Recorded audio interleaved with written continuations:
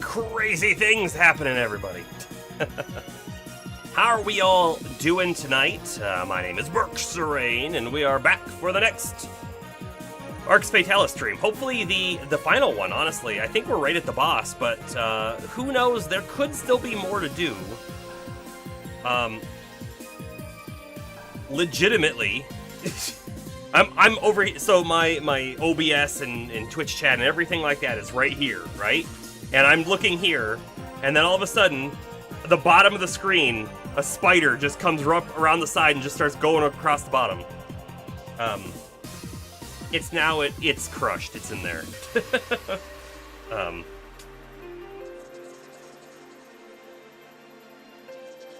Let's see. So tonight will be a little fun, a little special maybe. I'm going to show off a game that me and Bomber and LeCloud made for a game jam that took place over 2 weeks and ended today at 9 in the morning Eastern time. So it's fresh. We have a can we stay away from goblins tonight? Maybe. We'll see. But yeah, so at some point we'll switch over to the game that I made with those guys. And we'll just take a look at it. We'll play it a couple times or something. It's quick, it's short, it's simple, really. But I am so very proud of us for making what we did. It's a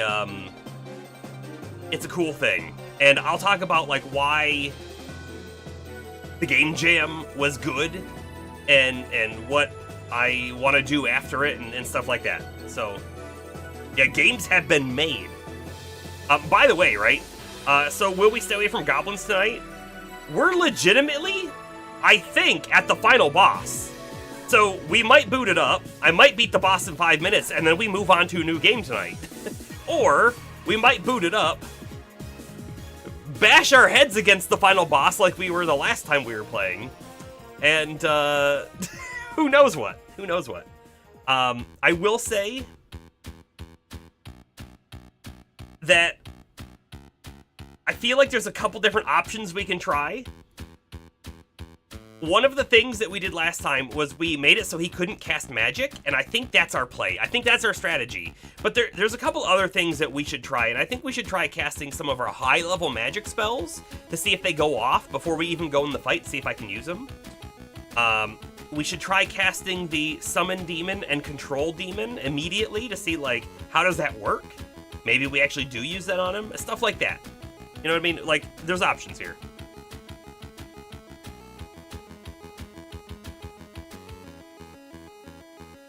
Captain America for Osborn? Or heroic actions? I mean, yeah. I feel like heroic actions and punching is very important. There's a Marvel board game that's being referenced there. It's quite fun. Okay. Let's go ahead and fully jump into the content.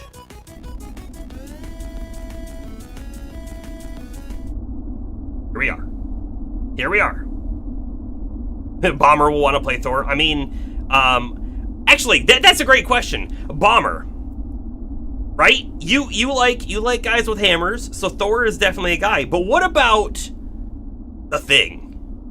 What about the Thing, Bomber? I feel like you could be a Thing guy from Fantastic Four, if you don't know.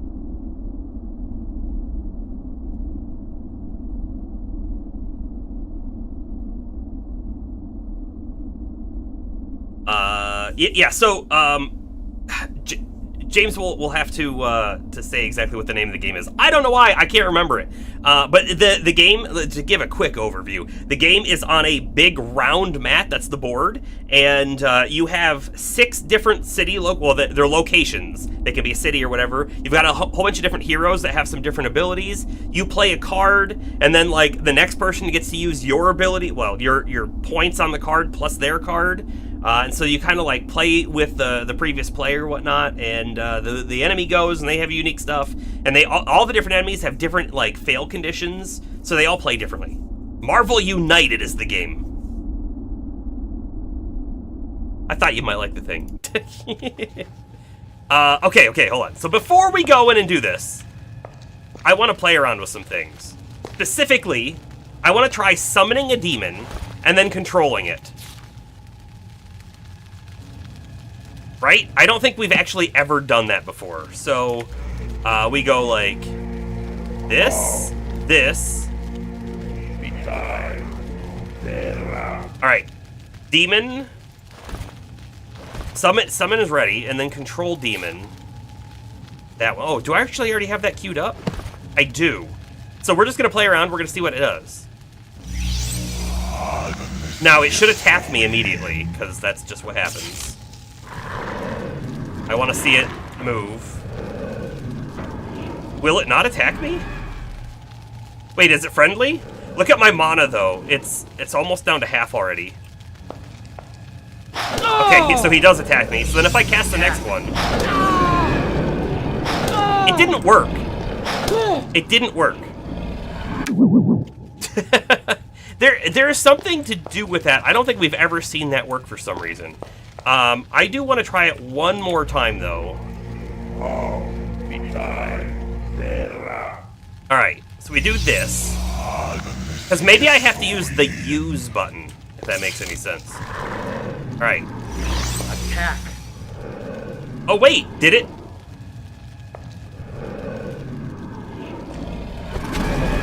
No, I don't know. I'm so confused about that. By the way, hold on. I see that my game is hitting a little bit of like FPS in OBS. It's an OBS thing, but I have so many things open. Let me close down like my game editor that's running. That's probably part of it. Which I was actually going to show it off. Might get spoilers. Oh no, don't look. It's spoilers. Gonna show it off in there, but we'll that's all saved. Just kill it.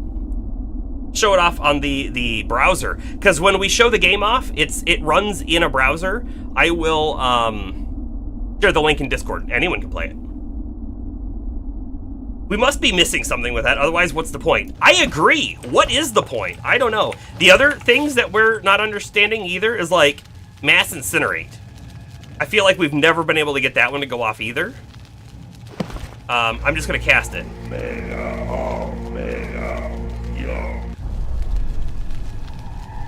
Like, it took a lot of mana. Look at all the mana's gone. Nothing happened. It makes no sense to me. Yeah. So negate magic is, like, legitimately, this is what really worked for us that last time, was negate magic. It's just we got beat up. So if I can dodge his attacks, we're probably good.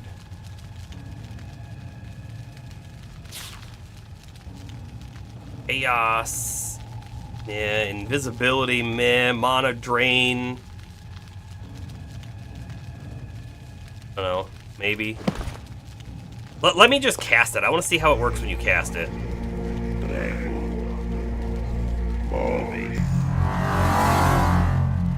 So anything around me should be getting drained, right? That's how that works? I would think.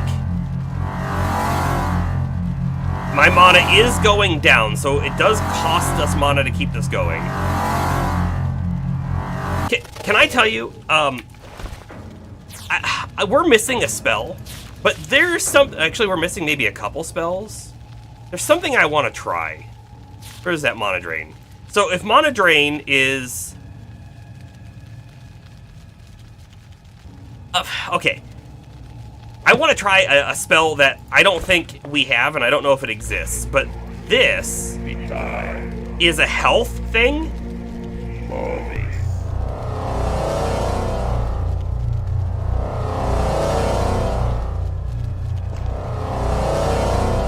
Okay. I think we're draining health now with that spell. Burger, welcome in. My headband is actually more of a blue than a green. I'm wearing it because it did work out before stream, and that's I didn't have enough time to do that and eat and stuff. So here we are. I ran today, and it was not a good run. All of my previous runs this past week and whatnot have all been very good. Today was not a good one. You're always going to have a bad workout every so often, and that was today. Okay, so hold up. We now know about an HP drain spell. Ooh, Let's reload so we get all of our mana back. I'm going to queue up that spell. I'm also going to queue up... I'm also going to queue up the mana drain. So, I'm going to go in, I'm going to negate magic. If, for whatever reason, we lose it, I will immediately queue off the HP drain, and then I'll queue off the mana drain so that we keep our mana up. Right? Maybe? Honestly, those spells are easy to cast, too. I wonder if... that's going to be a future plan.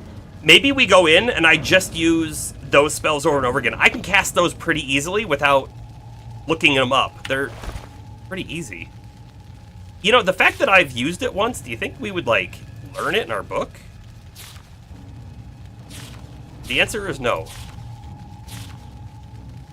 Okay, the only last thing I want to do is negate magic. No. I'm not going to remember that. What? No. Not gonna remember that. There's no way I'm gonna recast negate magic. Okay. We go in. Trying for the win.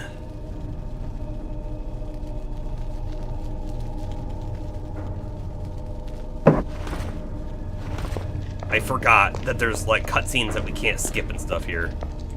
So, kerpow. You come here seconds too late. Smashing the escape button.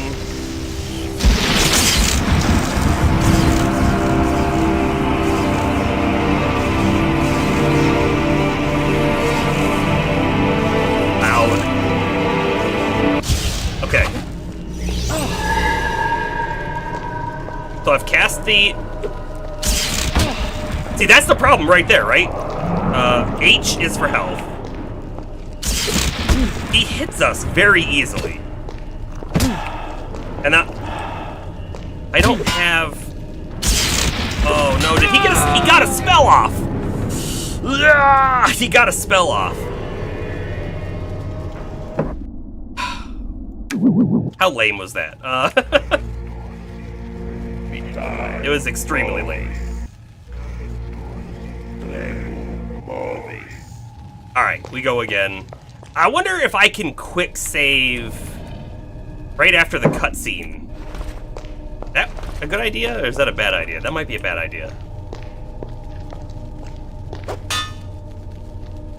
You come here seconds too late. Now I can...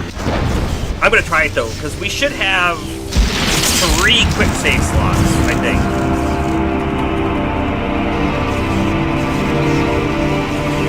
It's so loud too. Why is it so loud? Okay, quick save. I don't know if it got off. I'm gonna hope it did.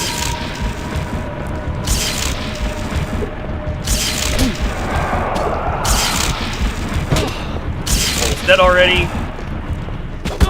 He's a cheaty McCheater face. I have no ways to like defend against that attack. You know, the one time that we had really good success with that, he had gone up that ramp, and when he went up the ramp, he couldn't hit us, and then he eventually did come down, which was a problem. Did the quick save go off? Did. That'll speed things up a bit, but if we want to change up our strategy any, we'll have a problem.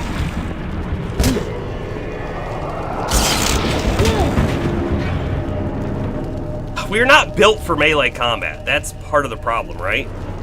Alright, this time we're gonna go in with the HP drain just immediately. So if I cast it...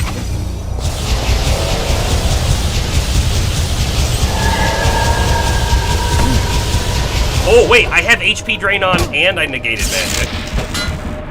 And then I'm about to die again.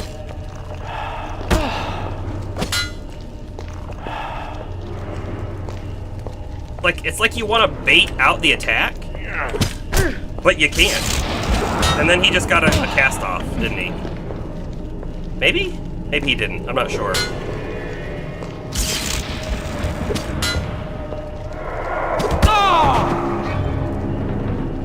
This fight is really dumb. This fight isn't like any other fight that we've had in the whole game. Maybe he's weak to levitate?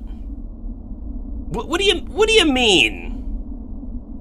I can't cast... so, when I cast levitate, I only cast it on myself.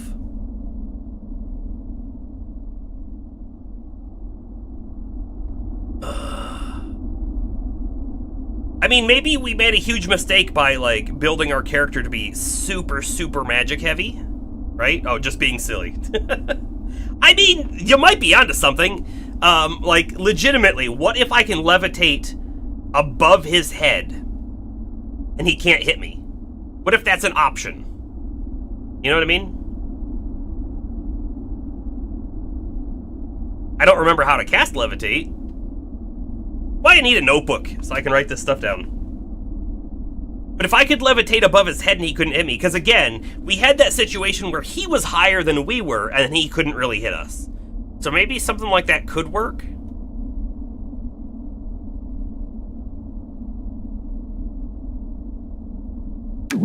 I don't know. What I do know is we can at least survive a little bit like this. Maybe I can push him to where I want him. You know what I mean? Hold up, hold up. Don't, oh, he fell off. Need you to go back up there, please.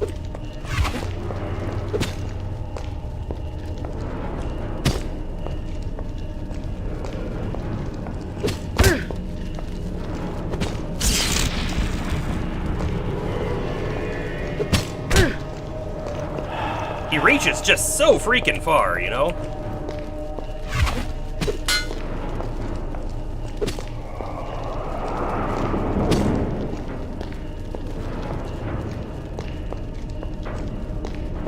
Right, that's right, you get up there. That's what 100% where you need to be.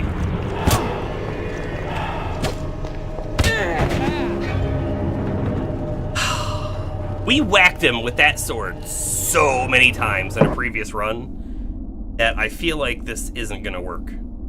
I don't know what other options we have. We've tried running around. The problem is that demon that he summons, and then he had the slow spell, which we also know, but that slowed us down dramatically. And then he also used, like, I think he used 2 spells in a row. He used, like, a gravity that pulled us towards him, and then he used that, I think it was drain health.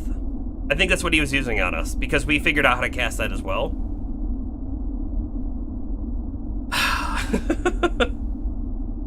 Are there any offensive items we have?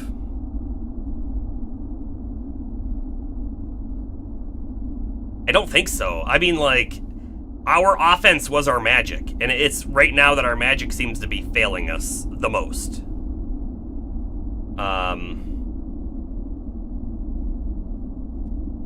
Let's try playing it a little different, where I do...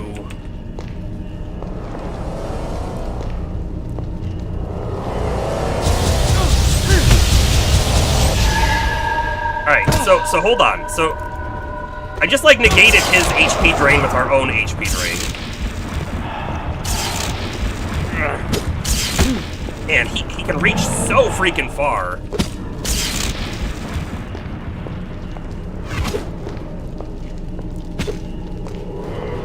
What's he doing?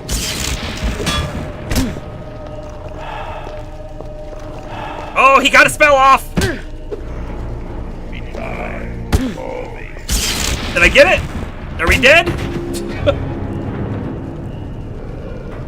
This fight is just silly. We ran out of time doing this fight over and over again at the last stream.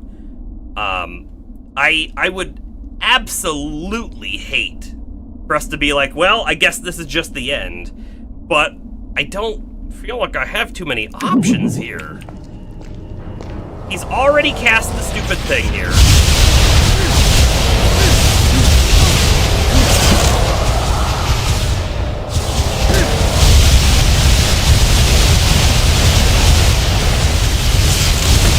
I'm just keeping that drain on.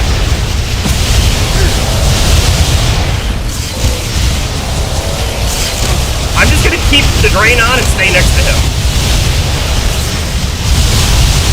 Oh, I ran out of mana! I ran out of mana. I have no idea how much damage that's doing, though, either. It just feels silly. So let me do that, and then let me queue up the magic spell. So, oh, I can't have them both on at the same time.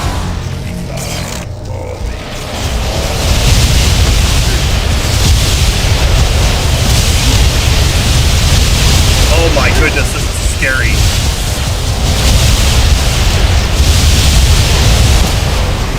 And then I gotta switch to that to get my mana back. And then I'm gonna die. Oh no. Is that like blowing your eardrums out? It's so loud for me. I'm gonna bring that down a tick. Just one, and we'll see how that works.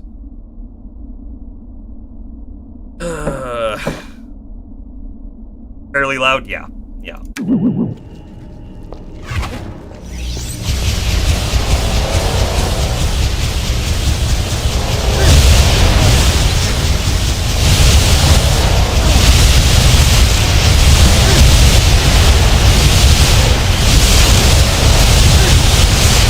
I'm gonna drink mana potions. I can't see anything! No. How could you? No.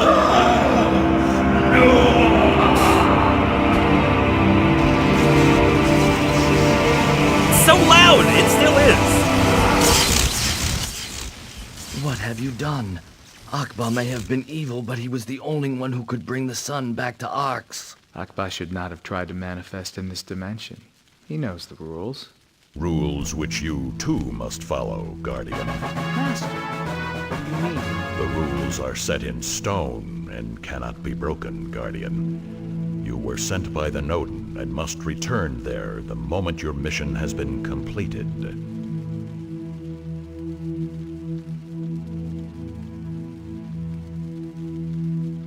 And Arx's son, was Cerberus telling the truth? Do not worry about this phenomenon. Quite simply, it is not within the Noden's power.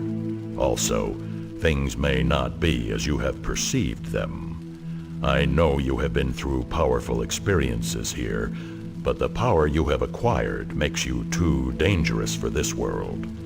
The consequence of your staying here any longer could be disastrous, and I have many other missions for you. Allow me to bring you back within our fold. Very good, Master. I have many other missions for you. I wonder if they were like thinking, yeah, we could do a whole series of these games. We know that never happened, but...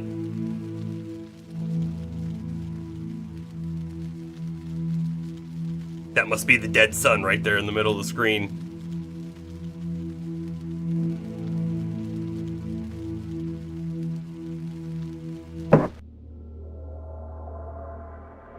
Thanks for playing Arx Libertatis. So, Libertatis is the mod that's on top that actually makes it work. These are the people that made that happen. What like a... It's unfortunate. I loved this game. I absolutely loved this game. I think that final fight was garbage.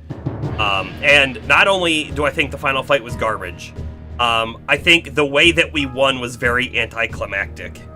It was also surprising when it happened. I thought we had died. I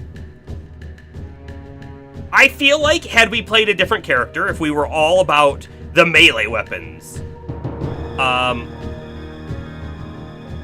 I don't think that fight would have been winnable. You know what I mean? We would have gone in there. Well, I mean, we would have had a lot more armor. We would have had a lot more health. Maybe it would have been fine. But it feels like if he can use the HP drain spell, which we were using on him, it feels like if we could have done that, or if he could have done that against us and we had no, like, actions to go against it, we'd hit him, and he'd get all his life back, and then we'd just run out of potions and die. That's what I feel. That's how I feel. Other than that, though, the lore of this game was phenomenal. The writing was kind of okay. But the lore, the world with the sun burned out, and the gods that were on the physical human planes at one point are now not allowed to leave their new dimension, and one is trying to escape, and like it's really cool. I don't know. It's a little unfortunate that there isn't another Arx game, at least not that I'm aware of. Okay, so the plan, once the credits are done here, the plan for sure will be, let's look at the game. Let's talk about the game jam. I have things I want to talk about. Like, I'm going to do it's going to be a little dev bloggy, sort of. I don't have anything prepared, mind you, so it's just going to be kind of what I'm thinking at the time. And then afterwards, we'll play something new. I haven't fully decided yet. I think we'll also look at our backlog.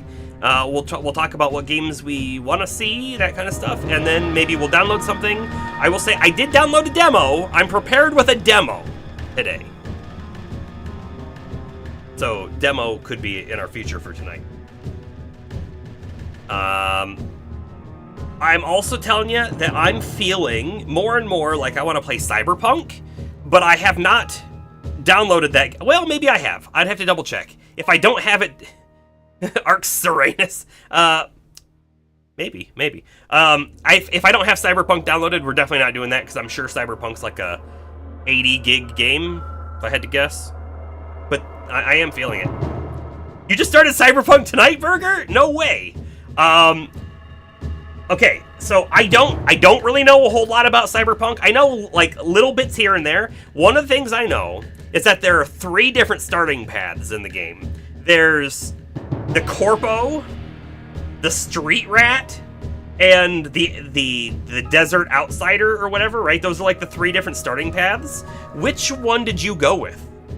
And also, I've heard that those starting paths don't really matter, because like you do like their own intro thing, and then it merges into a central spot, and then it's just the same story. So,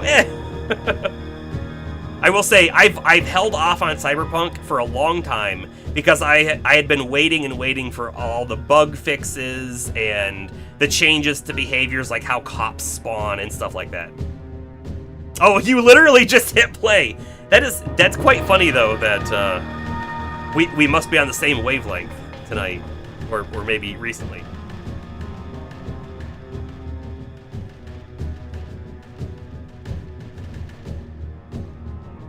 There are some narrative and NPC relation changes. Okay, that's good. I mean, it offers some replayability.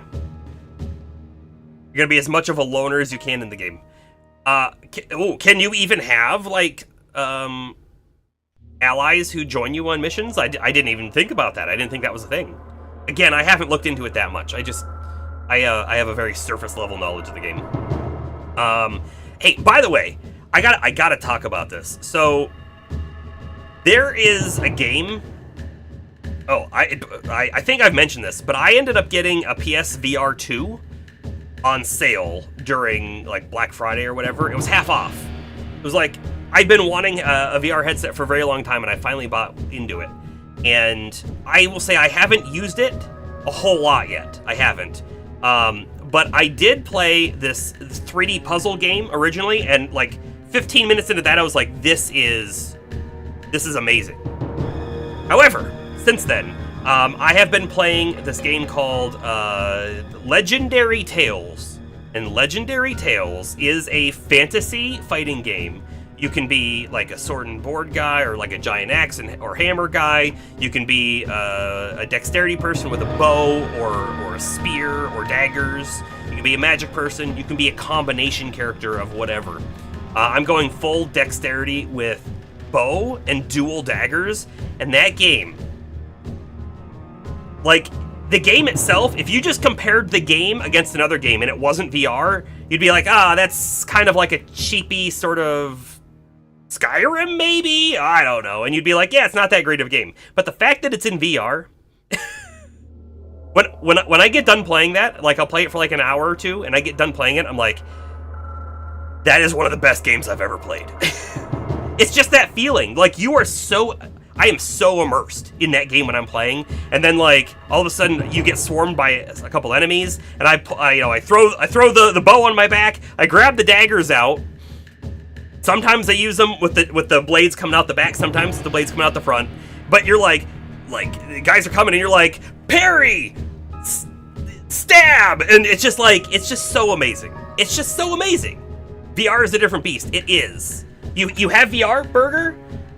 It specifically the VR 2. I have to tell you, this game, Legendary Tales. Wait, still reading. Interesting quotes. Why did we decide that the king shouldn't be aware? Anybody remember? As we said during last meeting, as I said. Anyway, guys, coffee time. I have an idea. No way, Chris. That's not in the budget. Where are the meshes for Aria and Simple? Can't we use Max? No. I did it with Max. I wonder if that meant 3DS Max. It reminds me of Underworld. Jeez. Legendary Tales is built around being a co-op experience. I think you can play 3 or 4 people. I've only played solo, and I have to believe the game would be so different with another person with you. Oh, and by the way, there's all sorts of loot drops. It's kind of like Diablo-like, where, you know, a whole bunch of different weapons will drop, and you'll be picking up, and there's like whites and blues and yellows and orange uniques, and they can be rolled with random stats on them, and it's really cool, and you can break them down for parts and then craft new ones. So Burger, if you look into the game, if you get the game, and then, on top of that, if you want to play some co-op with that sometime, you know who to hit up. I'll be interested, for sure.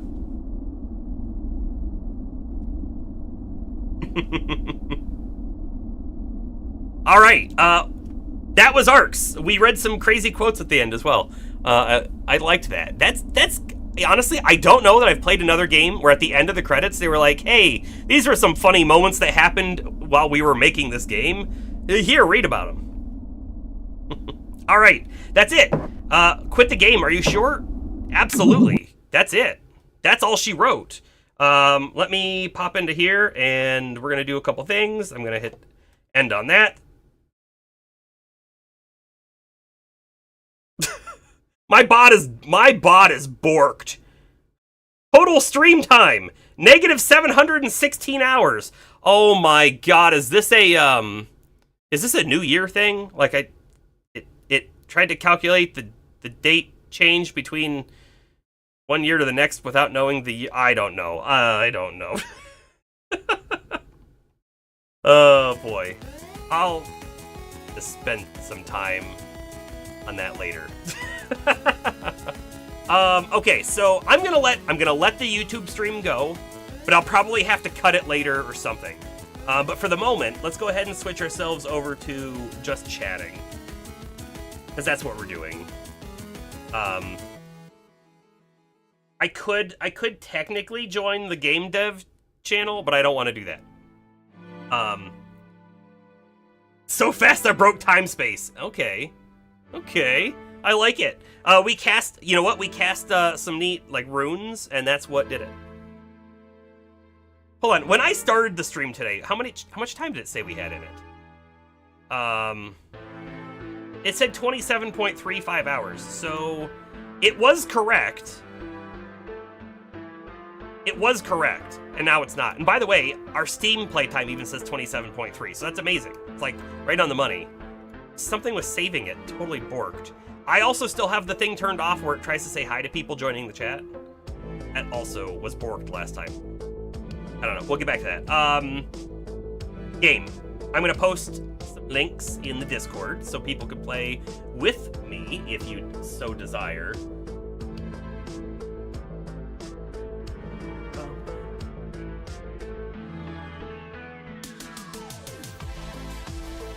Oh, I'm not gonna play it in the browser because I want you guys to have audio.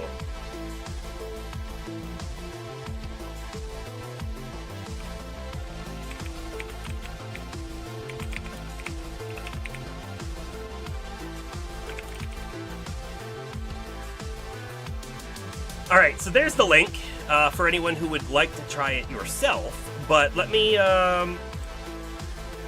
boot up the old Godot.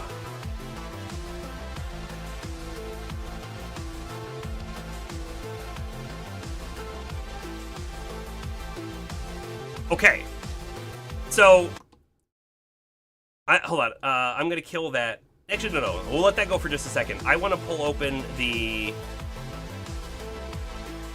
full page here as well, real quick. Alrighty, I got a million tabs open. Ignore all of those. Okay, so in the game jam, let's see. The things I want to talk about, right? It was for 2 weeks. It started on the 17th, and it went through today, the 31st, at 9 a.m. There were a total of 1,791 entries to this thing. Now, what was neat was, like, the first weekend, there were maybe 40 submissions, and I did play a handful of them just to get an idea of what other people were doing. Not that it was going to have any impact on what we did. And then, sorry, just as saying it again, I said it earlier, but I worked on this, Bomber Palmer worked on this, and LeCloud also worked on this. We kind of had some different, like, focuses on what we were doing, and I guess I can talk about that later, too.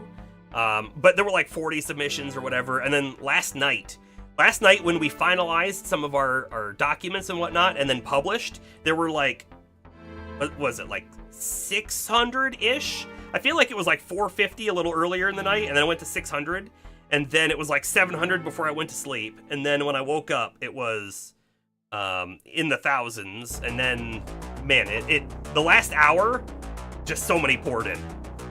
So anyways, in this game jam, okay, we had a theme. You are the weapon. The theme can be expressed in a number of different ways. Maybe you're cursed and become a weapon that other characters have to wield.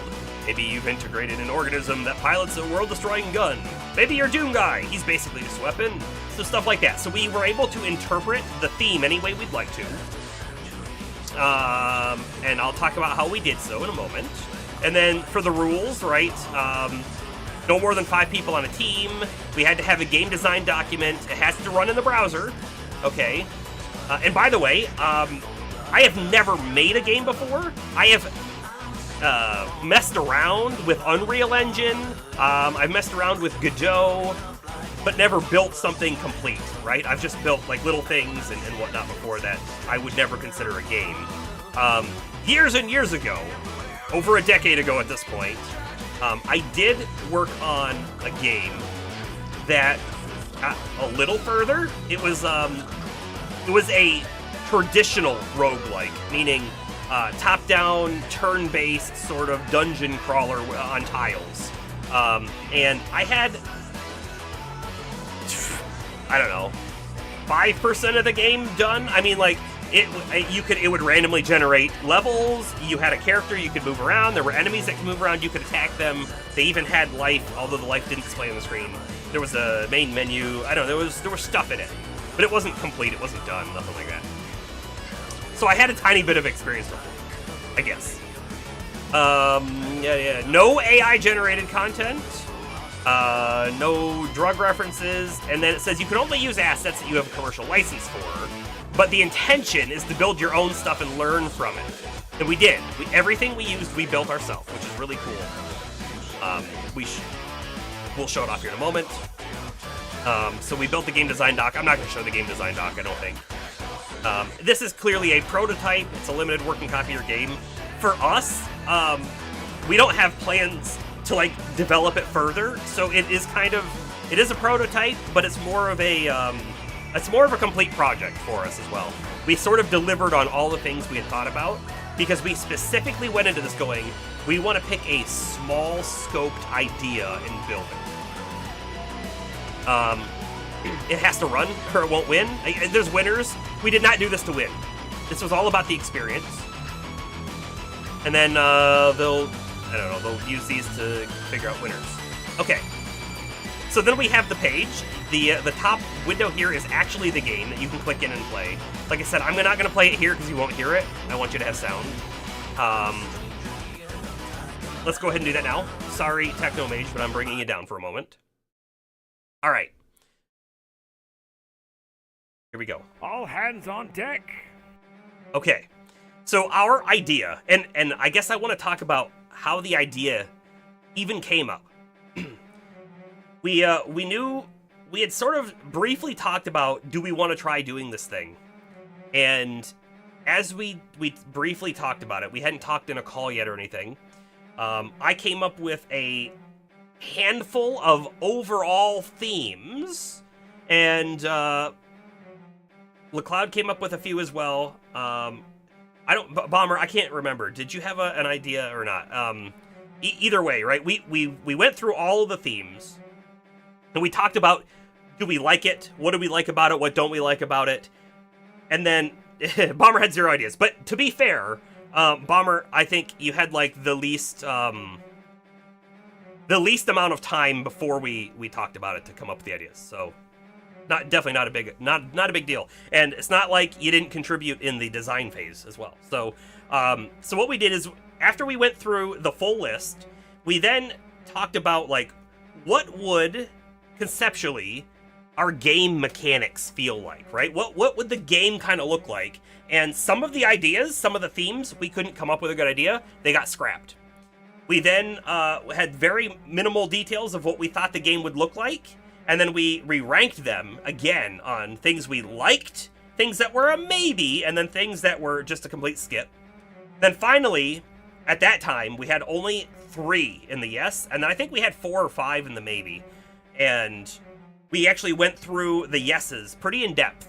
This is how we think the game should work. And we came up with lots of like bullet points and overall game types and all of that kind of stuff. And finally, after going through the first one and the second one and the third one, we got to the maybes. And some of them, by the time we got there, we were like, you know what? All right, we have a little bit of an idea of what this could be, but it's not ringing true to me like one of the ones up there is. So we scratched it out. We only moved one of those maybes up. And after we fleshed them out even further, we got down to 3 again. and this is the one that won. It was also, I think, the smallest in scope. But can I tell you how I came up with the idea? Again, my idea was just an overarching theme. And the overarching theme, as I lay in bed thinking about, you are the weapon. This is like legitimately, right before I'm falling asleep, it came to me. Wouldn't it be funny if, like, you are a sword with, like, a funny face, and there's another sword with a funny face, and yes, they slap each other. That was the idea. And so we ran with that idea because it was funny. So this game is supposed to be a little comical, and you'll see it. Let's go ahead and play it now. Keep it in mind, you are not the pirate, you are the sword. Protect the booty. The game is rock, paper, scissors. Oh, that hurt. Oh no, we lost. I'll slap ya silly. There are 3 different pirates. Clank. I'm gonna hit rock a couple times. This Boy, be he not sure does pick rock a clank. lot. On guard. There are 3 different pirates, and they actually are weighted You got me. on what they want to pick. So there are patterns that you can do here. This guy's the easy guy. Aha! The next guy's the medium guy, and the last guy is hard. You'll be seeing Davy Jones. I don't want to give away their patterns exactly, but we'll see the first guy's pattern anyway. So we'll beat him and then go from there. Clank. On guard. Then he goes spinning off. And then He was the too easy medium to difficulty guy prove shows up, next. and we gotta fight him as well. You'll be seeing Slap! Davy Jones soon. Anyways, that's the game, right? This You be not my I'll fighting slap form. ya silly. you can fight him, you can win, you can lose. Ye got lucky. If you lose, if you go off the back, you get shot off, and that's game over, right? There's a time remaining, so if you take too long to make a decision, that hurt. you also lose a position on the deck. Okay, I feel like that is enough of showing the you got game. me. I don't want to give away too much about what the patterns are for the other guys, in case you guys want to play it as well yourself. got It's a fun lucky. time. I sent this to a handful of different people, and my cousin, he played it, and he took hurt. about, I think he said six complete playthroughs before he beat the final guy. And I think he did it, he sent me a screenshot. It was I got 40, 48 turns. You'll see, we just lost. I only have my We lost in 23 turns. That's that. That's that. We have a board that's in 2D, and behind it is a large body of code. Now, what you'll see is one large body of code in a single file. Now, this was again like the first like complete product that any of us had ever made. And I knew, already going into this, right, that typically in Godot, you should create a scene. So let's pretend we're making a side-scrolling Mario game, right? Action platformer.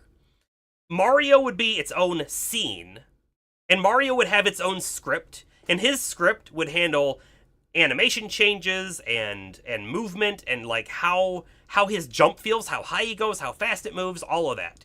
The controller would be attached to Mario's object, and then you would have a level scene, and the level scene would bring in the Mario scene, right? And things in the level would interact with Mario, right? And it would call functions on Mario, like, hey, the Goomba hit you, you died, and it would send a death command to Mario, and then it would probably send a death command to globally that would, trigger the game over screen, or maybe you need to respawn for new life or whatever, right? However, knowing that, I already knew that going into it, but knowing it, I was also like, does it need to be that complex? Maybe it doesn't. Maybe I can get away with everything just being in one scene and all of the code being in one script. And in fact, that is exactly what I did. Let me tell you, though, at this point, it is complex. Here, let's get the music back on. It's complex. There's no ways around that.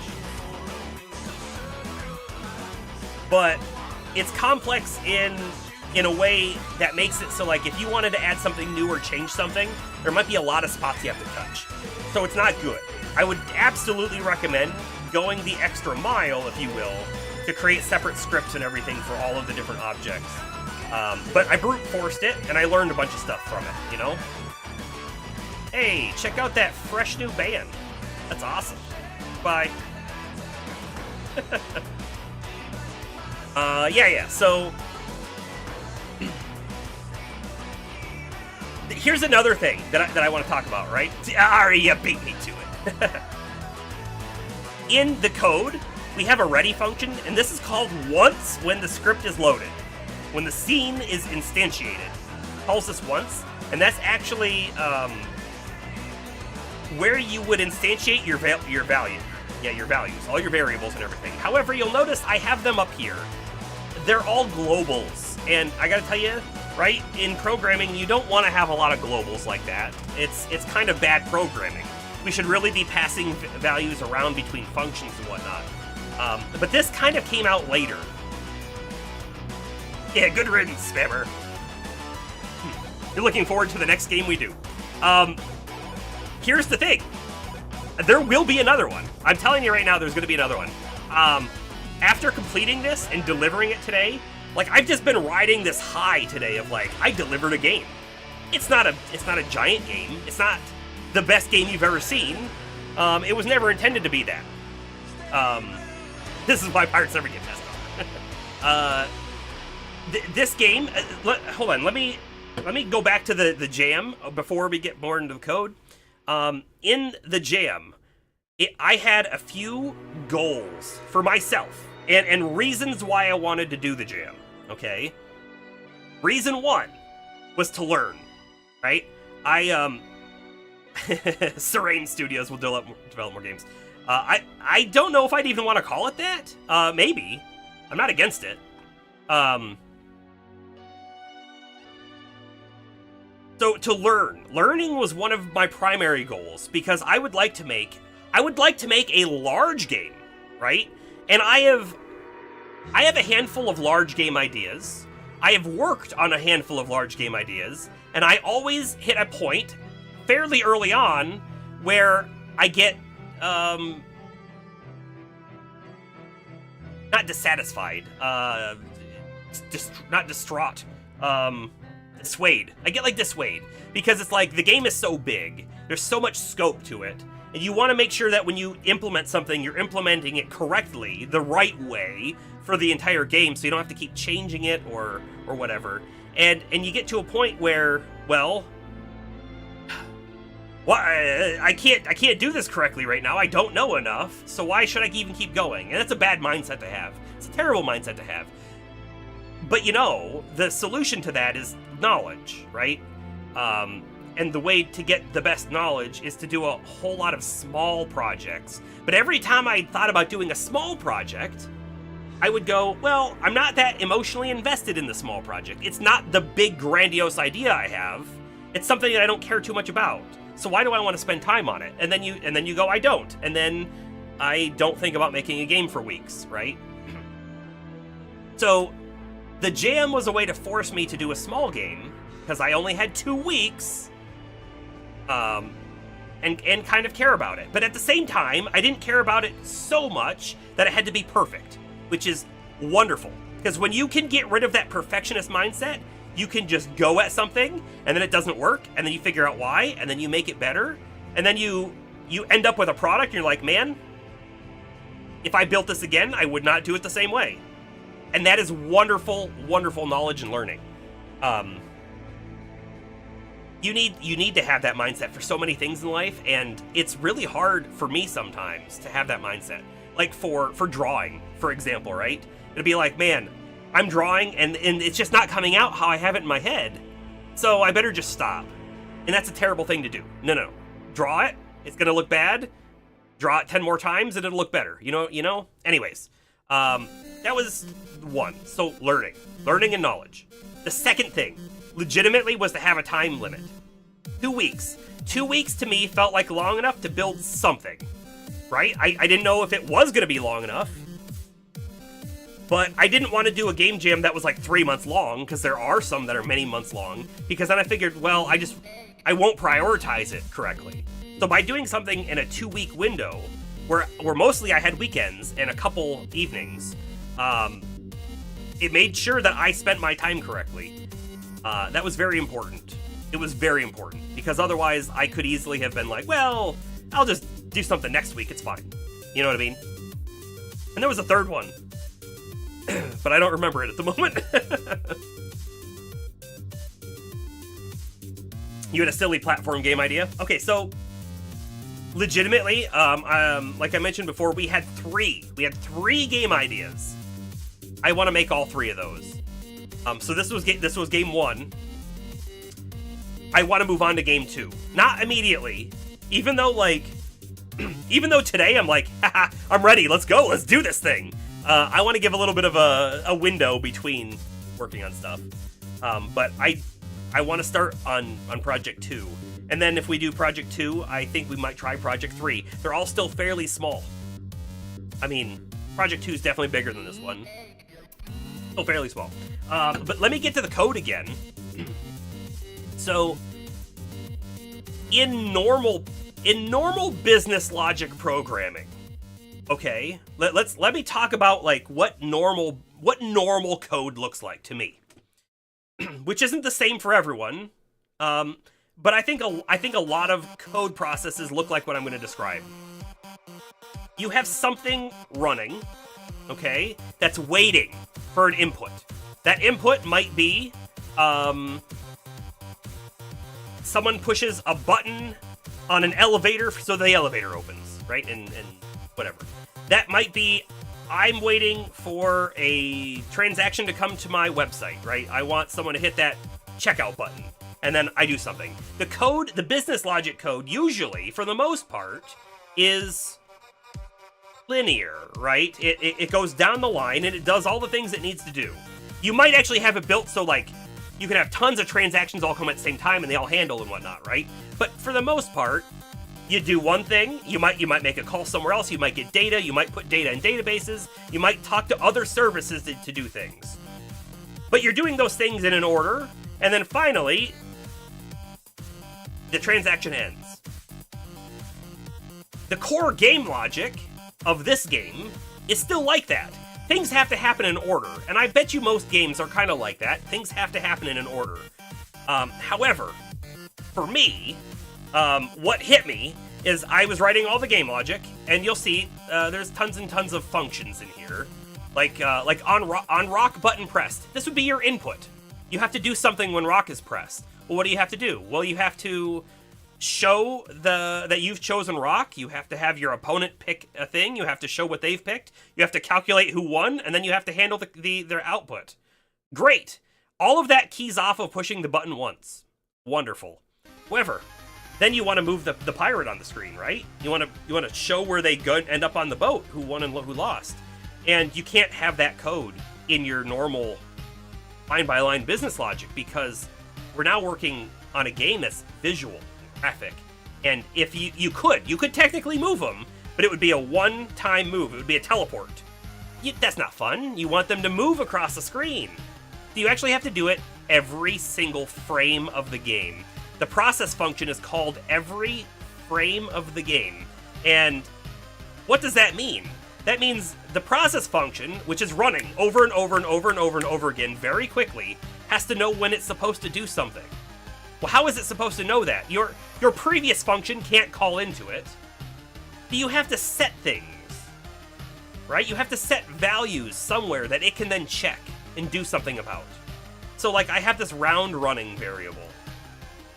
If a round is currently running, we want to check these things. But if the round isn't running, skip all of that. And then we're actually going to say, hey, are pirates supposed to be moving? This is called states. These are states. The state is, we have a round going right now where we're choosing rock, paper, scissors. That's a state. When that state is over, we check to see, do we have a different state? Do we have a pirates moving state? If we do, we call the move pirates function. And by the way, this move pirates function gets called every single frame immediately. And we have to do math calculations based off how much time has passed between each frame. That was like an aha moment for me on, oh, my initial thoughts of how to build this are not correct. And then I had to adjust and make changes. Codename Project 2. So that was really cool. And by the way, like in normal business systems, I would advise against building a state machine.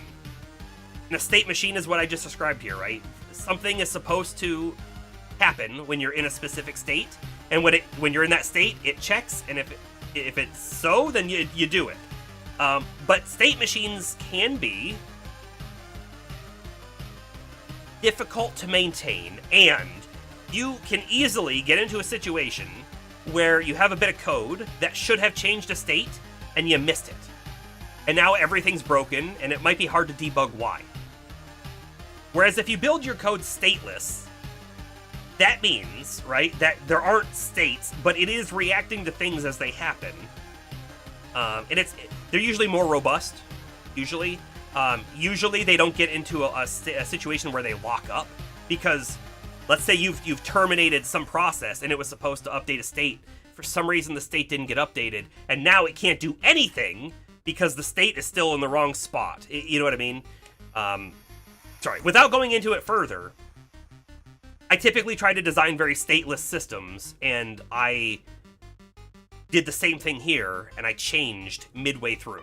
And I think, looking into it, state machine systems in games might be more common. I'm going to have to do a little bit more research into it, but from now my next game I'll probably start off with building state, and we'll see how it goes. I'm going to do it differently. Right now I was handling my state in global variables, and I don't want to do that. But that's how I've done it so far. I could go into more of the code, but I don't think I'm going to, because I think that might be boring. However, if anyone has questions or just feedback or comments on it, let me know. I'd love to hear it. Feel free to post in the Discord or here in chat, whatever. Totally up to you.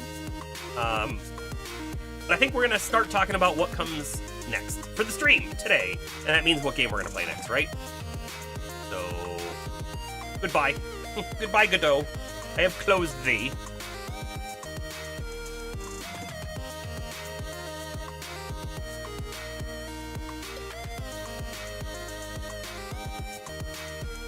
Alright, let's make this bigger so everyone can read it. Something like that.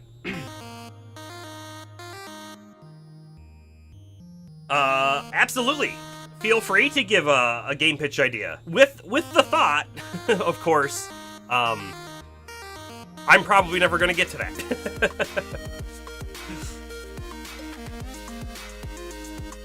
I do, like I said, I have a handful of large game ideas that I want to get to, but I think I'm in the state of mind now where I know that I should build a whole bunch of small things first.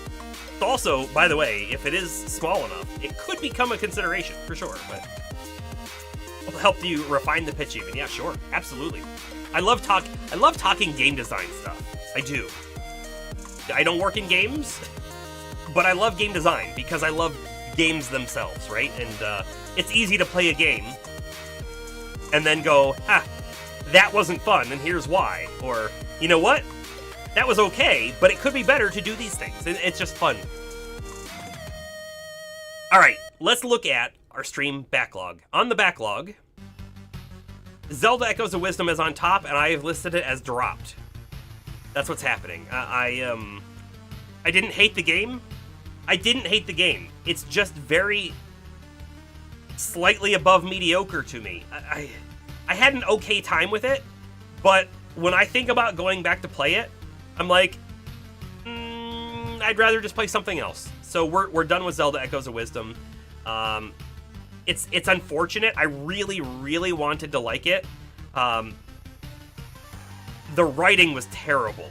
The writing was so terrible. When we got to the Zora area, and we were like going back and forth between the two different types of Zora, and just the conversations they were having, like my entire enjoyment went out the window. I hated that section so much that like we played another stream after that, I think, and then I just couldn't do it anymore. The gameplay itself was okay. I think they intended you to play as Link a lot more often. And I was not playing as Link because you play as Link in every other game, right? It's the same gameplay in every other Zelda game, so I wanted to do it differently.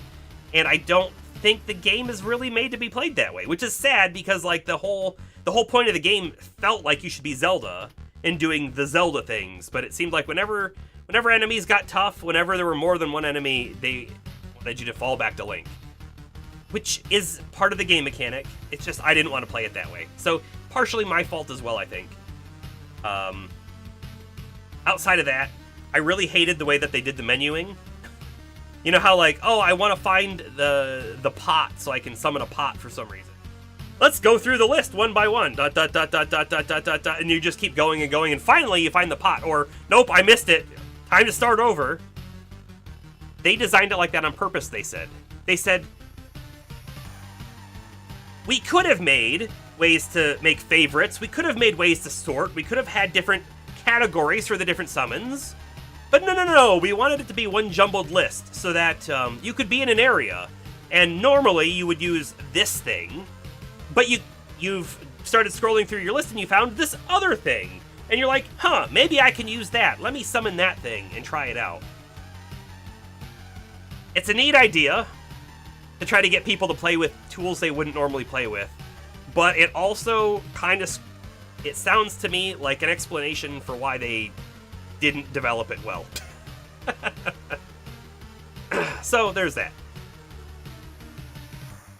Yeah, Bomber, sometimes when you play a game, you can see the code like in the Matrix. When you do know how to code, you might legitimately understand what's happening, like behind the scenes. Oh, I know why they did that. It is a thing that can happen sometimes. Although I will say knowing game code is probably even more helpful. I'm going to take another tangent real quick on game code versus business code. And I don't mean this as a slight. not in any means. But when you look up tutorials for like, how do I do this thing in the game engine? Right? How do I build an inventory system? How do I do this other thing? A lot of times, the people who've posted these tutorials out there are self-taught coders. And they're not necessarily good developers. They might make good games. Don't get me wrong on that. But they might not use good patterns or algorithms or whatever. And it's very evident to me. After, again, I went to school for it and I've been in the industry for over a decade. It's very apparent. I saw a short. Okay, this for example. Legitimately, any software engineer in a normal business setting, every single day of their life will look at some kind of source control. You're pulling code out of it. You're making changes. You're checking code back in. You know, GitHub is one of the big ones right now, using Git. But before that, there was all sorts of other source controls, and there still are all sorts of other source controls. Perforce is one of the other really large ones right now. IBM has their own thing called Rational Team Concert, which is kind of meh. But we all use it. We have to. We work in large teams. We have to be able to share code efficiently. And not only do we have to share the code efficiently, but we have to be able to see what happened in history, right? Hi, Jester. You just missed us beat Arx Fatalis. We just won. And then we looked at the game that I built with Bomber over the past 2 weekends. There's a link to it in Discord if you want to check it out yourself. It's playable in browser.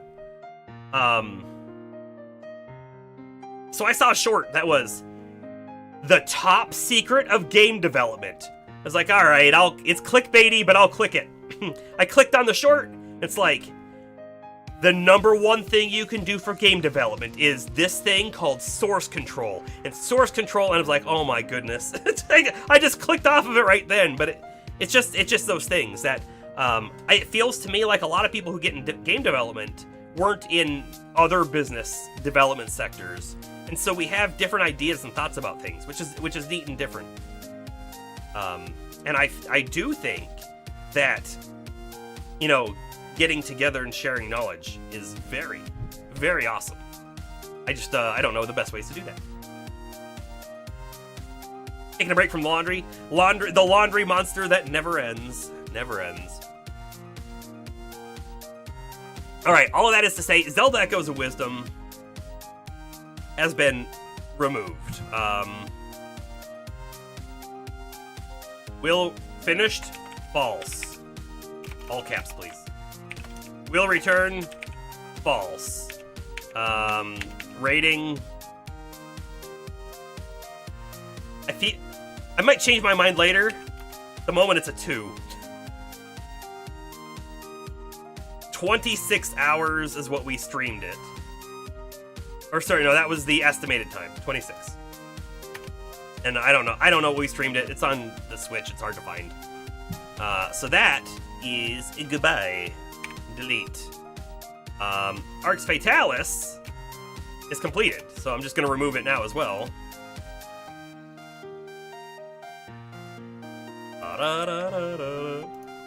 Finished? True. Will return? No. I had thoughts about playing like a stealthy rogue character. We didn't quite get there. What was the estimated time on that one? 27 and a half. 27 and a half, hold on. Steam says 27.3. 27.3. And our stream time was 27.3 as well, I think. So, somehow we came in underestimate for once. Figure that one out. That's a 5. That game's a perfect 5 for me. I loved it so much. I'll add the link to the YouTube stuff later. Arx is now also removed. Zap. Okay. Proving Ground Wizardry. I'm gonna remove this to the pause section, may return. I definitely want to get back to it. I so want to get back to it. But at the same time, I'm not feeling it right today, so we're not gonna hit that up again. But I have copied it out. It's over here. We can easily add it back into our system at any time. Anytime we want. Delete you off of there. And let me do a sort on the points. So number 1 in our list at the moment is Quantum Break, but I feel like these are going to change here in a little bit. At UFO 50, we're not done with either, but I'm going to leave it there. We're not doing that tonight. Quantum Break's up there, but part of me is feeling like I don't know if I want to start something huge. We'll see. I have a demo. We might play the demo.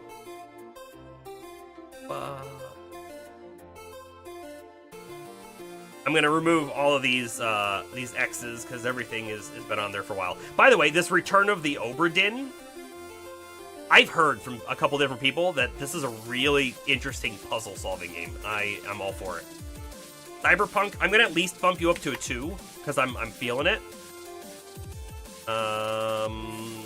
Bloodstained Curse of the Moon, Secrets of Grindia, Lunar Remastered. Hey, that Lunar Remastered is coming out very soon, isn't it? Astro was here. Astro would know. I saw, like, they actually did some physical copies. I might look into getting it. I might. We'll see. Alright, let's go ahead and do a new sort. Because after I changed Cyberpunk, it's going to have moved up. Okay. Let's check. Let's check. Do we even have Cyberpunk installed? I feel like the answer is going to be no. Being our next up. I do not. So Cyberpunk's off the table today because it's 85 gigabytes. We're not going to wait for that download. That's not happening.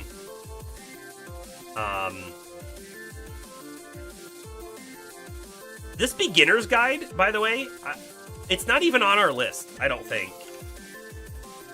But it's on my personal list because it's made by the same guy who made the Stanley Parable. And after finishing this game, I don't really know what I feel. I don't know how to look at it and contextualize it. I'm not a game developer, but I'm someone who lives in a creative field, so I can see myself in both characters of the story. Very real game with a very real story. I don't want to spoil the story, because that's what makes this game, is its story. I was brought to tears at multiple parts of the game, and connected with it on a very emotional level. I would highly recommend this game for anyone in any sort of creative field, whether it's professional or just in spare time. That's a powerful message. in a Steam comment. I don't know if I'm ready for it. to be honest with you, I don't know if I'm ready for it. But it's there. It's on my list. This game, I believe, is also free. So, you know, I think they just put it out there.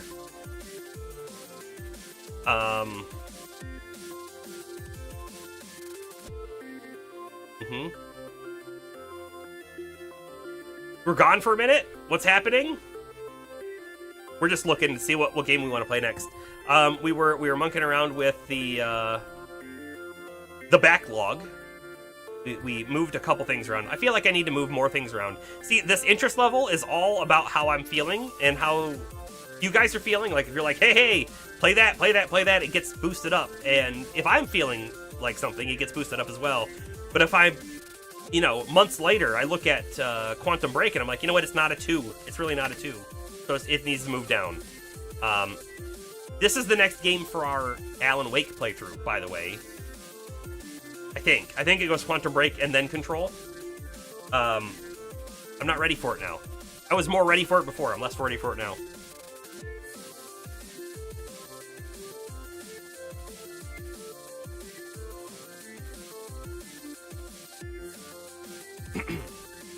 Crystal Project is on top.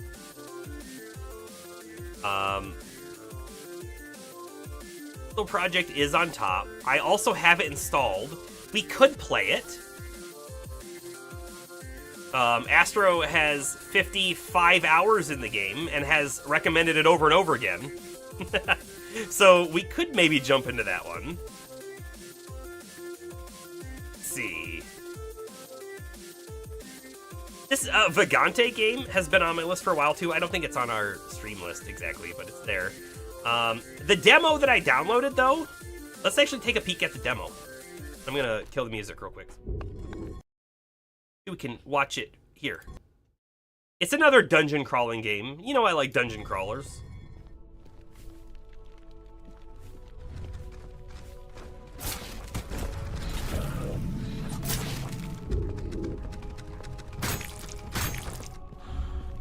It's got guns apparently.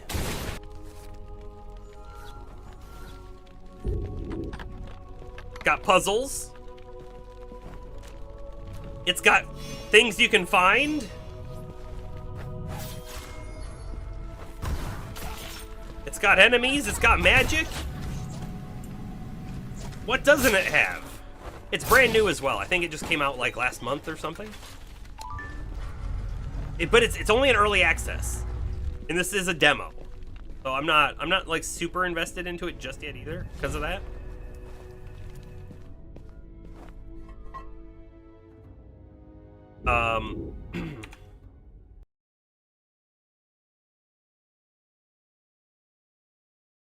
It's got secrets. Pemmy enjoyed Indigo Park.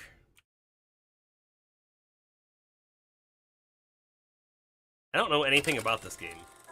Hold on. Explore the abandoned childhood wonder of Indigo Park, guided by Rambly the Raccoon.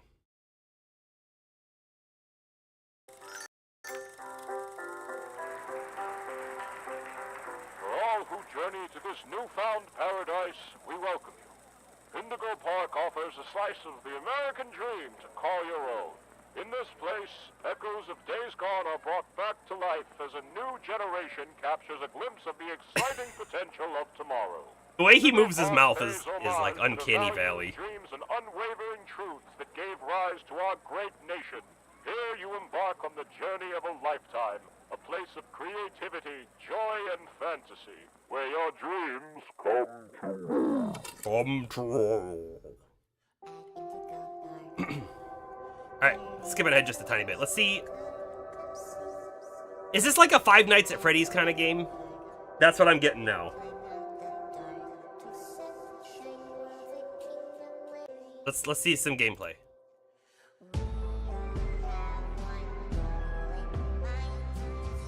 It feels like a Five Nights at Freddy's like.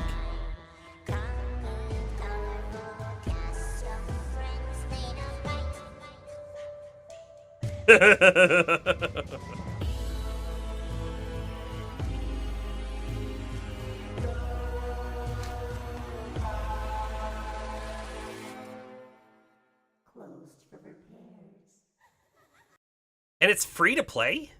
Huh. More exploratory than Five Nights at Freddy's. Okay. Yeah, maybe. I don't know. It's kind of like a Poppy's Playtime, even. They may have put that there because I looked at the other game. You know.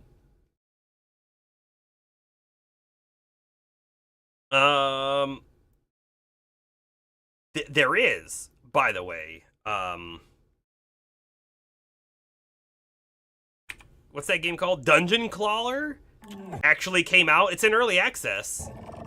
This game was awesome when we did that during the Steam Next Fest. Tried out the game because you had a couple minutes. It's fun. I'm glad you tried it, Jester. So again, right? We made that in a 2-week span. There is so much more like polish and additional things we could have added to it, but we, you know, that was the first time that we ever made a game, and that was what we could do in the time period. But I think it came out pretty nice. It's definitely playable. Yeah, I don't know. I'm so proud of it. I mean, if you have like legitimate feedback, I don't mind hearing like legitimate feedback. I did send it to a coworker, and he was like, I couldn't figure out for a while which pirate I was, if I was the guy on the left or if I was the guy on the right. So like legitimate feedback. We could have done a better job of displaying that somehow, you know? We could have. I do not have Cyberpunk downloaded. It's 85 gigs, so we're not starting that tonight. We're not starting that tonight. Let's go ahead and boot up the Tower of Mask demo. I don't know. I'm going back on it. I'm going back on it a little bit. A little bit. Oh, I've got the Atenjo demo. This is the Balatro-like, that's Mahjong. Jester would leave immediately.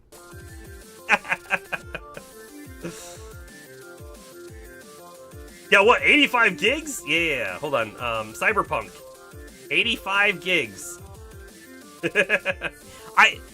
Here's the thing. If I had already had it downloaded, I think we'd probably boot it up tonight. If I did, but I don't.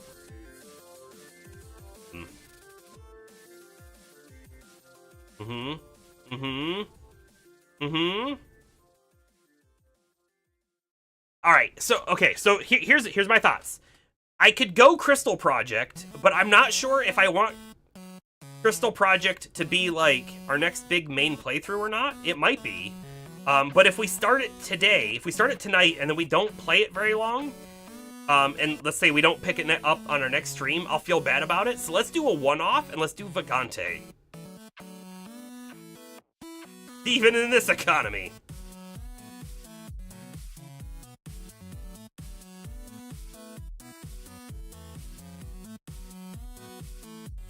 You're getting some weird audio thing? I guess I would ask what browser you're using. Are you using your phone and a browser on your phone, or are you using your computer and that? Because I will say I tested it on Firefox on mobile on my actual phone, and then I tested it on Safari on iOS, and then I sent it to my wife, and she loaded it up on her phone in Chrome, and it does not work in Chrome on mobile. It works in Chrome on your PC browser, PC Chrome. So there could still be something weird with Chrome. If you have another browser, Firefox or something, you could try it there to see if it's any different. That being said, right, those are some of the polished things. If we had like a lot more time, I could easily spend a week just going through this browser, that browser, the next browser, different kinds of phones, all that kind of stuff to like make it all work, but we didn't have that.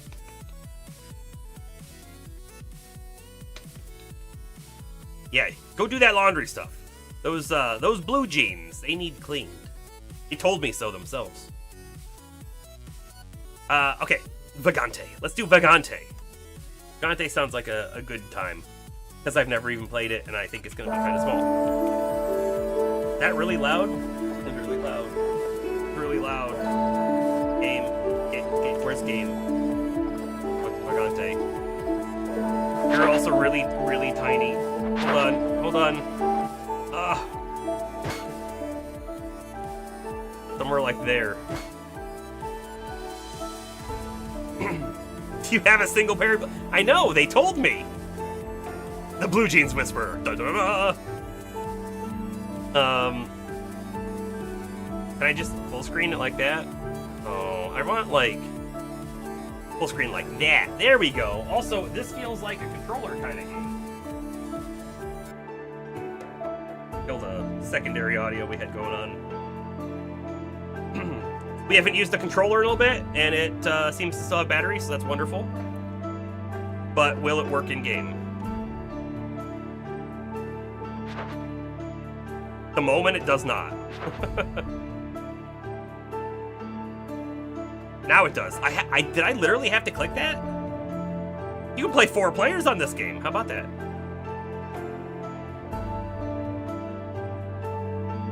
That. I don't know. I wish that I could say use PlayStation controls, not Xbox, but you know, that's always the thing we have.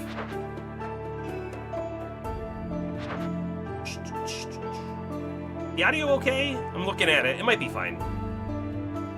Mini-map scale, I don't know. We'll look at the rest of the stuff later. I don't know if we need to worry about it. Okay. Switch to Vagante in our category. So now we're playing the next thing. I'm just going to say first time playing is our title. Sure. And then we...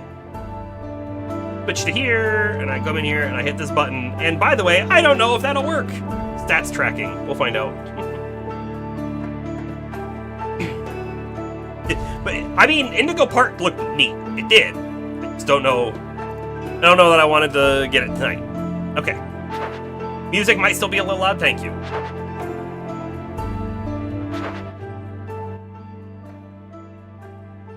Let's try it there. That might be a little too low. We'll see. We'll see. Okay. New game.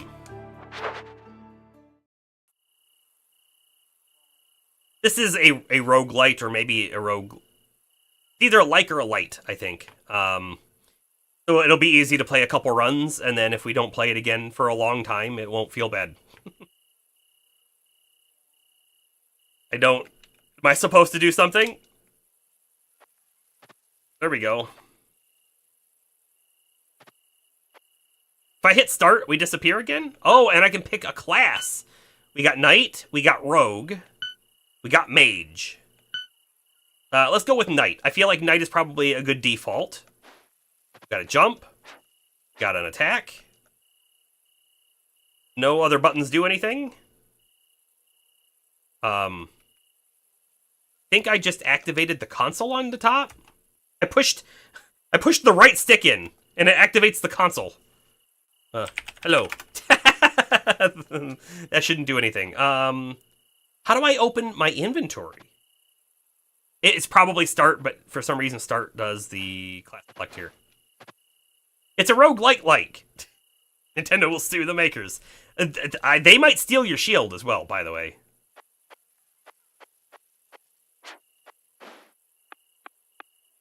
Pretty sure I'm supposed to go into the dungeon, but, you know, there's... Ooh, there's, like, cool ledge grabs.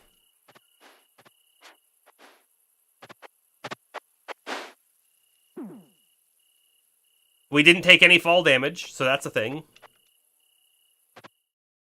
Off we go. Tutorial! Let me hit start now. Start is our inventory. We have a copper sword.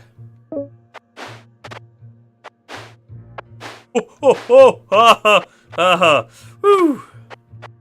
Spikes are instant death. You can walk past them. Fine. Does that say exactly? Grab onto ledges by moving into them while in the air. Okay, great. Climb up to... Yep. We get the mouse off the screen. There we go. Down to walk slower? Oh, you won't... Hey, I'm already surprised by the movement mechanics of this game. That's a good sign, right? I think it's a good sign.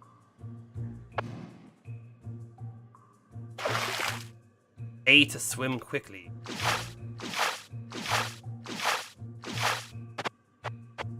Chest! The glowing broadsword. Yeah, look at that damage up. It's also got freezing and +1 strength. Okay, so... You can also move it around in the bag. It's kind of neat. X tab. Oh. Oh, we got stats. We got stats. What's Mel? Melee damage. Aha.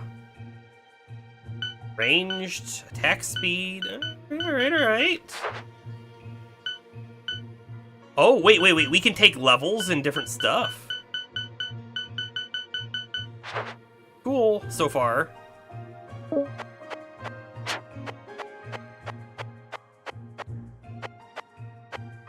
No!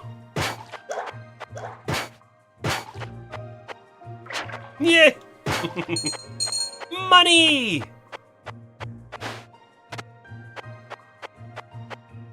You know, that kind of looked like we could go down right there. Right trigger to use a bonfire. Trigger right trigger to cycle the level up tab. By spending your new level up point. Take no damage from falling. There is falling damage in the game.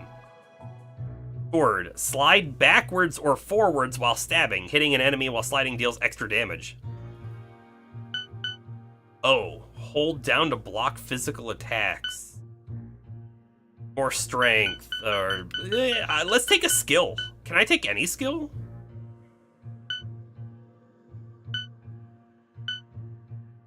Hold on. Oh, this does say previous and next rank, so I probably can't get this one, right? I'm gonna go holy. I don't know if falling damage is gonna be a big deal, but I'm gonna go holy. X. Bonfires appear between every level. Okay. Some walls hide secrets. They sure do. What does luck do?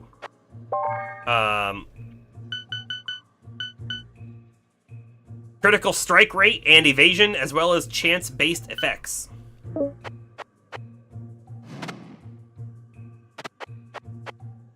By the way, you know, we took that falling damage thing, but I don't know if it's something I have to activate or if it's like a passive. Kinda hope it's a passive.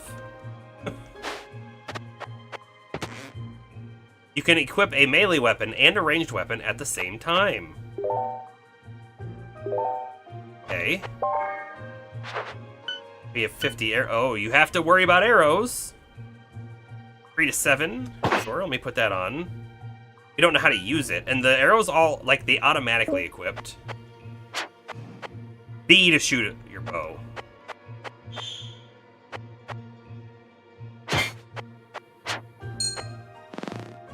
Oh. He's got an arrow in his head.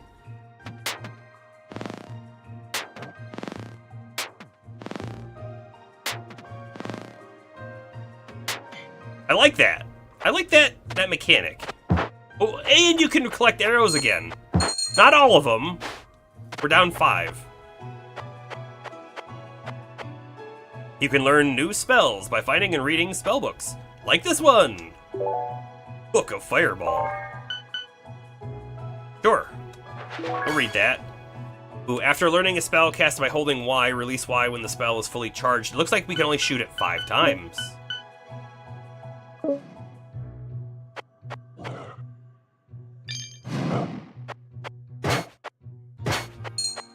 Yeah.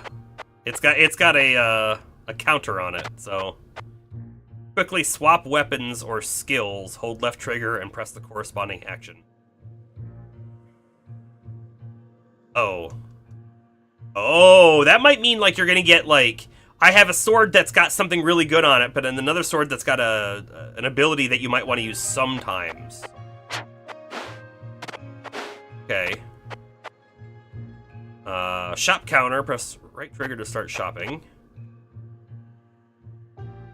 Potion of regen. Heals everything from paper cuts to broken bones.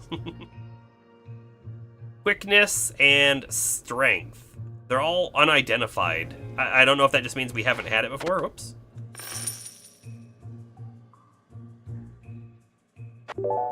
But I'll take the regen potion.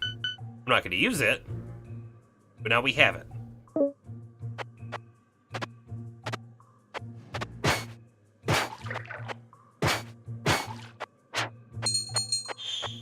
No! Nah! He hit me! Oh, we took damage finally. Can I get the mushroom? No, I can't get the mushroom.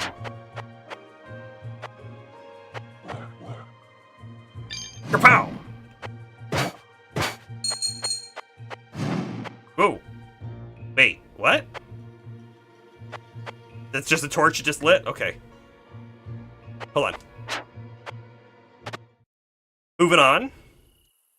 Okay, so that was the tutorial. Hold on. Now I go this way? I didn't say anything? No, just go. Oh. No, that was we've lost our gear. That was the tutorial. I see. Now we go in the dungeon for real. Okay. You're right. We should have tried to get the mushrooms 50 full times. Can't believe we didn't try that. We're starting at the shop. That's not good because we have no money. Magic Rod of Lethargy. How do you feel the music is? Is the music too low now? I think it might be.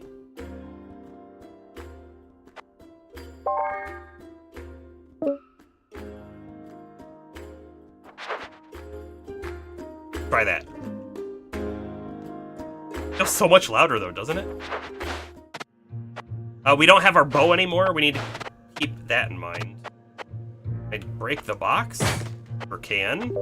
Orange. Draught. Is it draught or draft? I think it might be draft, but I like draught better. It glows faintly orange in the darkness. You were good with the music. Could be louder, but it was fine. All right. Let it cook at the current level for a moment, and then let me know what you think. A minute or two. Book of Flame Pillar. Sure. We'll read it. Learn it. I see that there's a bat. Oh my goodness! There was a bat and a trap.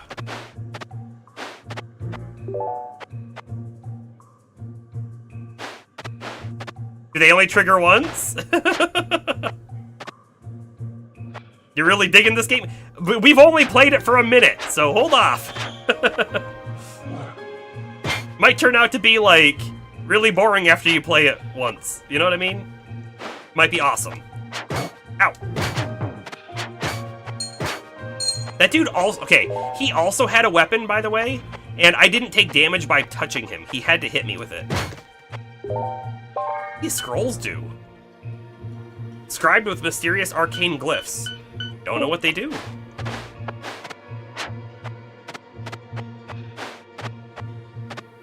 There's a door.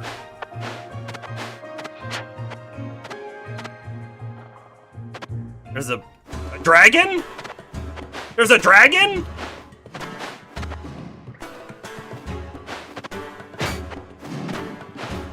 No! Ah! Ah!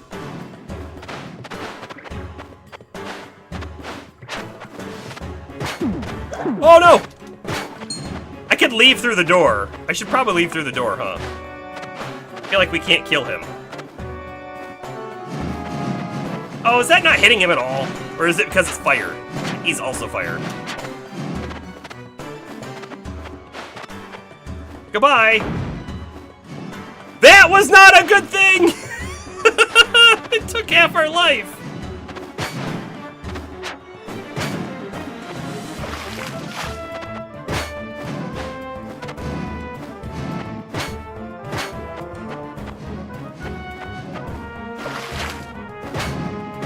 Hey, he can't really do anything in water. I'll take that treasure key. secret wall. We're gonna pop our regen potion. Oh no, that was in the tutorial. So that's an Iron Maiden, by the way. I thought that was the door to leave. Looks like the pictures you used to draw as a kid, just with far, far more detail. I'm really happy I survived that as well.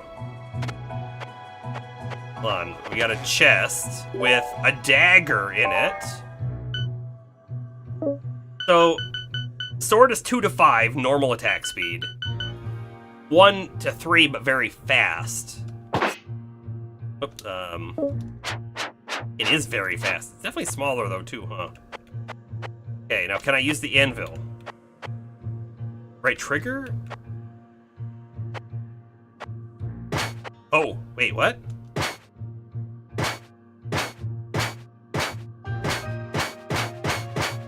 What is happening? It's got +4 luck on it now.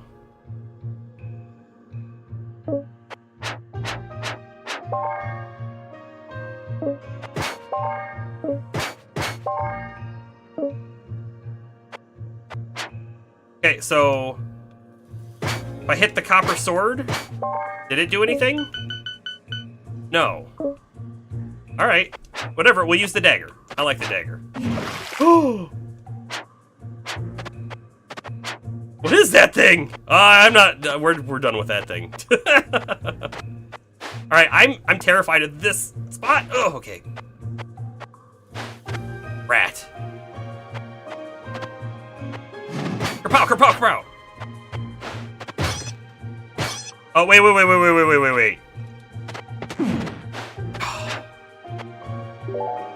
I'm almost dead now. Boarhead? What is the boarhead? Made from the head of a common wild boar. Equip? +1 poison resist. And underwater breathing. Neat. Also, if chickens are anything like Zelda, you don't attack them, right?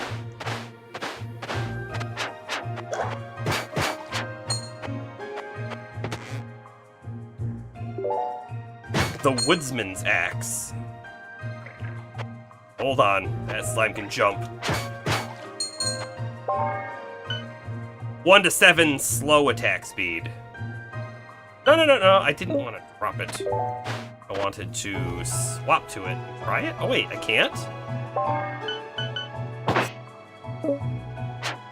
Oh, you can equip things and then swap between your equipped things. Oh. I see.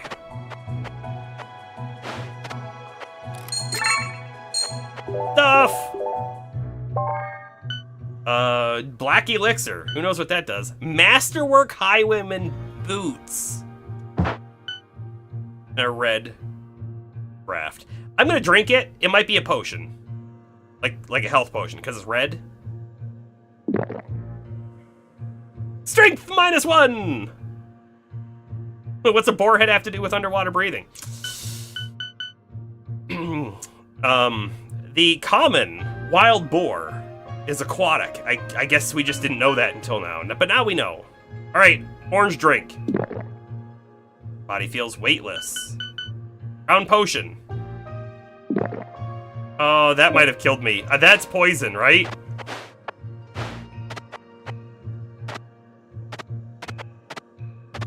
So dead. Go in the door.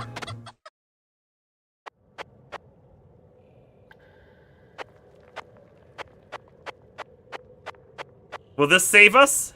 I think it might have saved us. We're still poisoned, by the way, so we're probably toast. Ooh, we can actually have multiple skills learned in here. Okay. Poisoned. You'll continue to take damage until the poison has run its course. Wonderful. Let's take a sword skill this time. Because we don't have any, like, healing or anything.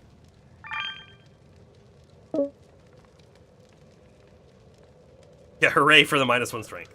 That is not what we should be hooraying. Saying. Alright, so, hold on. Swap weapons. How do I actually...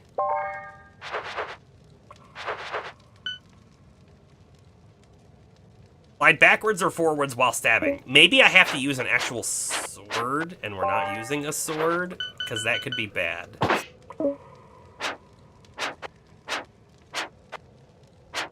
Oh, you hit it at the same time, so... But I can't trigger it with the dagger. I think I am triggering it with this. Maybe the dagger's just too fast. I don't know.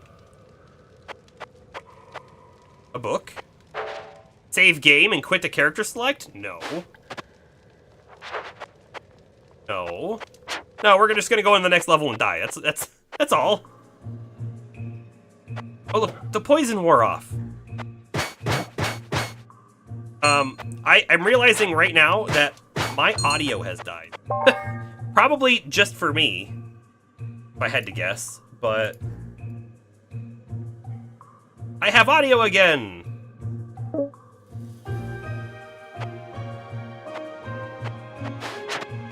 Yeah, no, it was save game and go back to character select, so it's not like I was gonna get more life from doing it, right?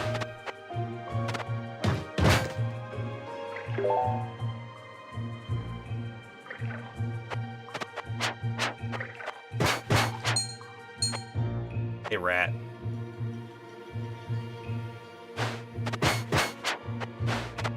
That's right, rat. Stood no chance. Also, one of those potions makes it so we leave fire behind us, which is kind of neat. Oh, there's... Crap.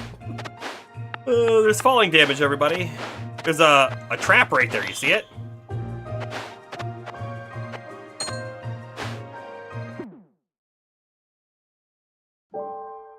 There's our first game over! Is this just so we can see what we have? I'm assuming there's no, like, take stuff with you. Just says press start. Mysteriously died. 1 death as knight. We could have taken the no fall damage perk as well. You know, we could have done that. Alright, let's try the rogue out. And by the way, it looks like there's 4 different kinds of knights, 4 different kinds of rogues, 4 different kinds of mages, maybe? Or maybe that's just for 4 players, I don't know. Let's try the rogue. So the rogue actually starts with a dagger and a bow. Dang it. I wanted to open my inventory.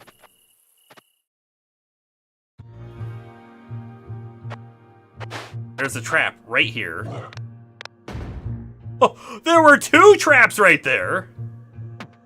Oh, it's just skins? I should be able to use all 4 now? Thank you, Serious Face. Book of Magic Missile. Sure, we'll read that. Yeah. Today is our first time ever playing. This is our 2nd run. So there's a lot to learn, that's for sure. Oh, there's a thing back there. Oh. So I can see the pressure plate on the ground now, by the way.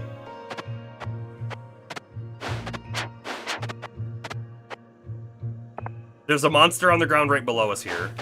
See it. Hey, it doesn't trigger for the enemy? Oh! Boy, he took more hits than I expected. Ugh, I see it right there. Oh, we need a key to open this. Oh, I got it. Okay. Those guys aren't too hard to get then. Gotta be, like, ready for it. You just gotta be ready for it. Let's put that death in the Discord. Nice. That's what I expect to see. Rat. Alright, hold on. Let's double check. So our dagger is 1 to 3, nothing on it. Still doesn't do anything. Right trigger doesn't seem to do anything. Down isn't. Up isn't.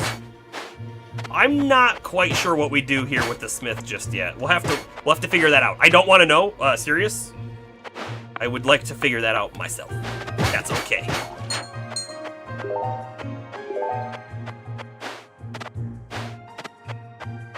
Bat.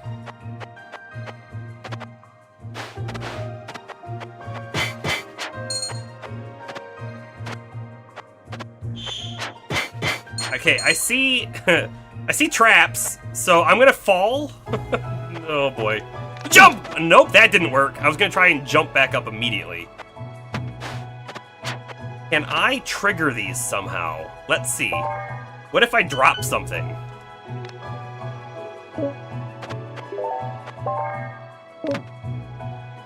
We're learning! We're learning!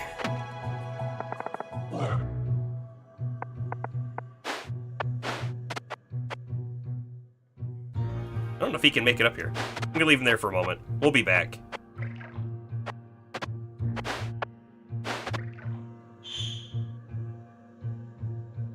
Ah! Ooh. I was afraid of falling out. New dagger. Is it better? One, it's unidentified. Knockback up, but intelligence down. You know what? That's okay. Because we're not really... We have a couple spell, or we have a spell, but we're not really using it right now.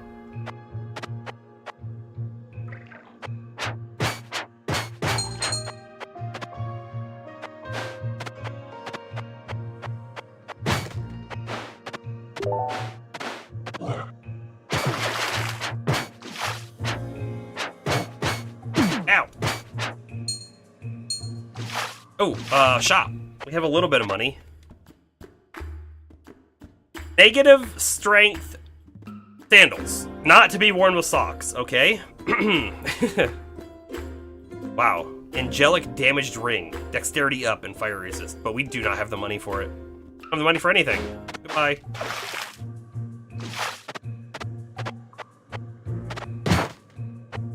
Alright, we should probably use our bow at some point, right? Like, we have a bow. Yeah, I didn't want to shoot that.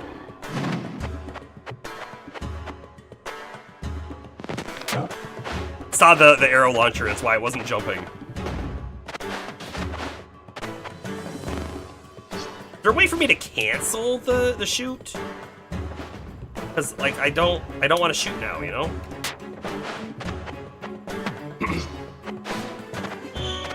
Have to commit.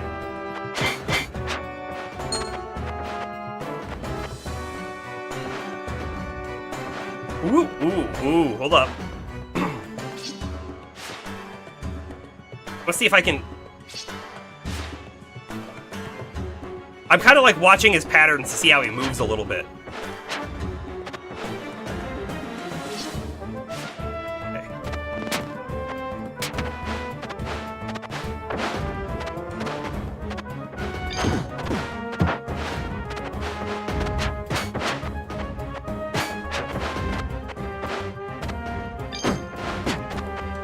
Man, oh boy, Magic Missile doesn't do much, but we also have negative intelligence, so it's not... It's expected, I guess. What I'd like to say. Woo! He missed! We have amazing dodge! Oh, he summons guys? Guy's a jerk.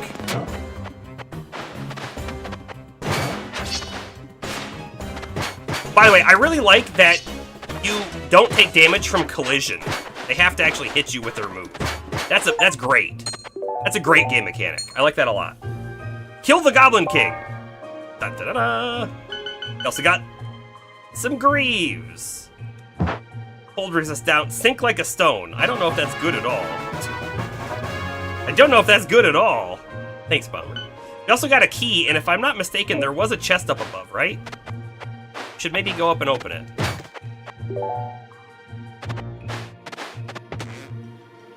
A bomb!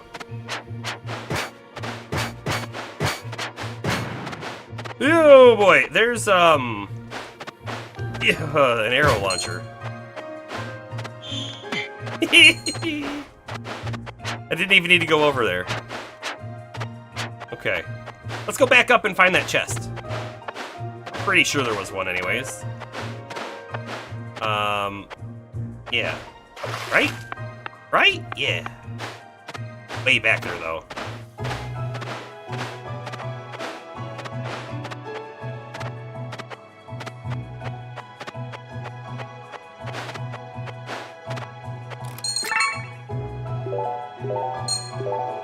We got some weird gloves.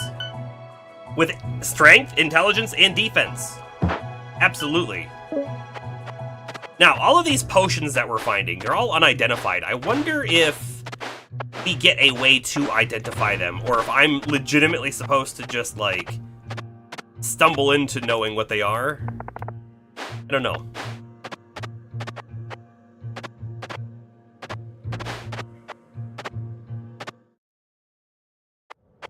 Survived.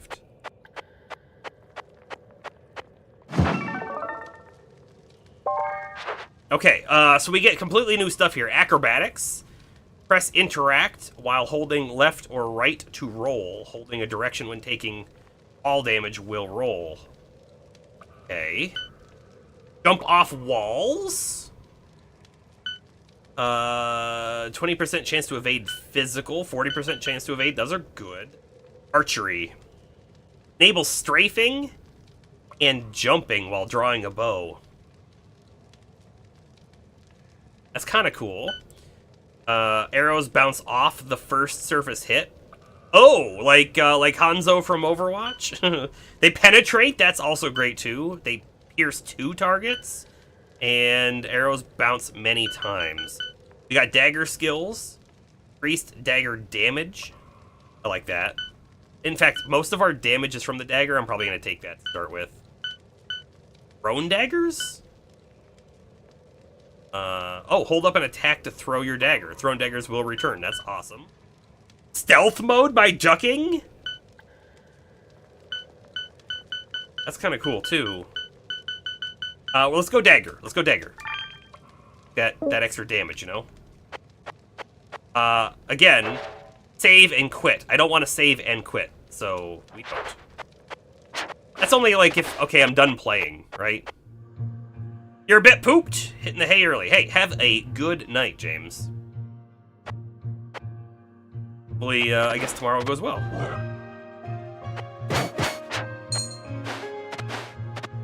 There's a slime up there. Big block he's gonna push out. No, I don't want him to push that out. If he pushes that out, I can't go the other way. Can I push it in now?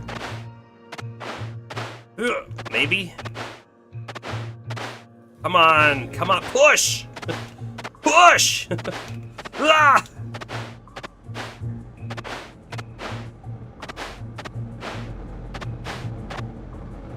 The heck is that? Is that a worm?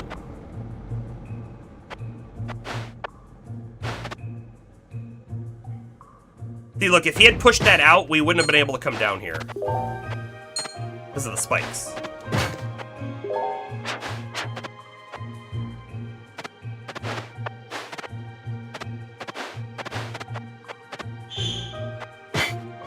I need to start using the bow. I need to start...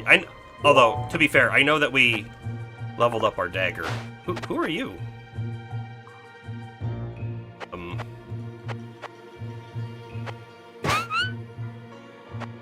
Hi, hello. Will you follow me now, or...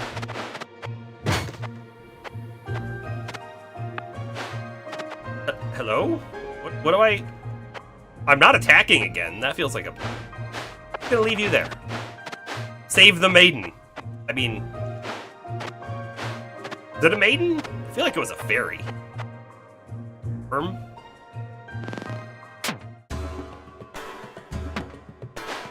Music changed after I killed that thing? That's the way out. Big worm on top, on the ceiling, I see it. Is it coming to attack us because we killed its baby? Hold on, just leave, just leave.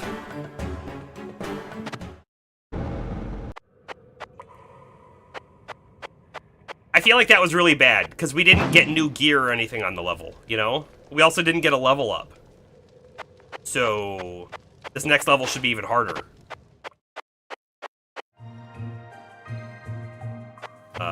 But it is what it is. I don't think I could have killed it. I didn't feel confident. There's a... Yeah.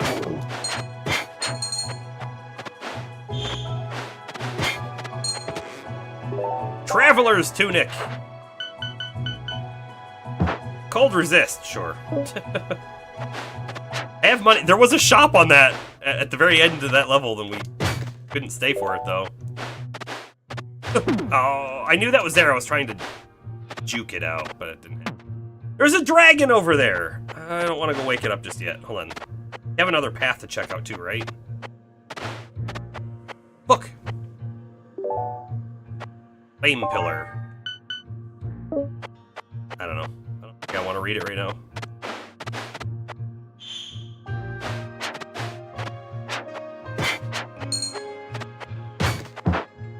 Arrows.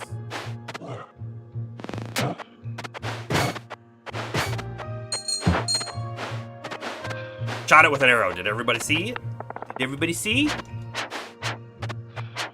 Not doing it again. Did it once.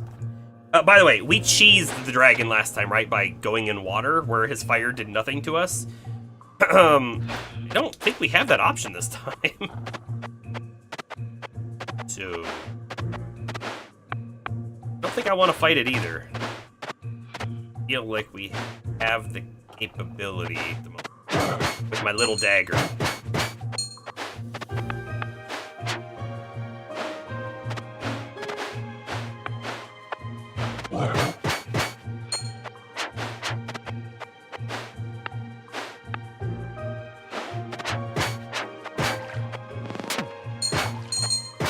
I don't know if the rats are dangerous, but I'm not giving him a chance. Also, that looks like a pressure plate.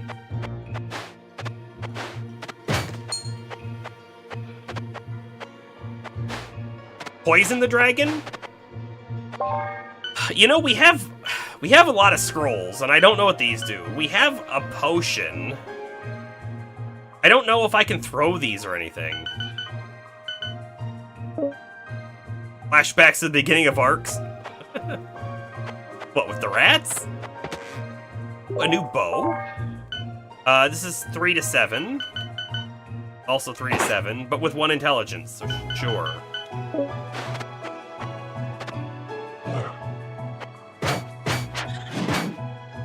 That bug exploded. Also shop. We don't have enough money. See hidden enemies. I don't like the fact that there might be hidden enemies. Strength, speed, fire resist. All very good ring. A weird short bow with dex up but luck down. Weightless arrows feels kind of weird. I don't know. I cannot take the luck down. That's not me. Negative luck? Negative luck is a no. No for me, dog. A morning star. Hey, can we sell things at the shop? Let's check that out. Yeah, we had the same thought.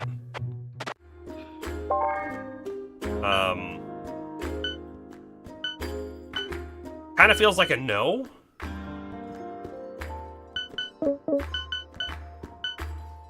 I don't think so. It doesn't look like it. Let's try, if I walk up to him and I just open this, and I drop it. No, it doesn't seem like... You'd think you could. I might just be missing the mechanic as well, you know? I don't like that bug. I don't like that bug.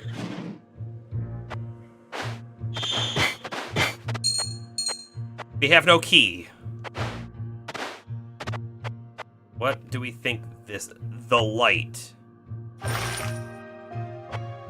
Oh, did I throw money in? Are we... I think I lost money. I think I lost money.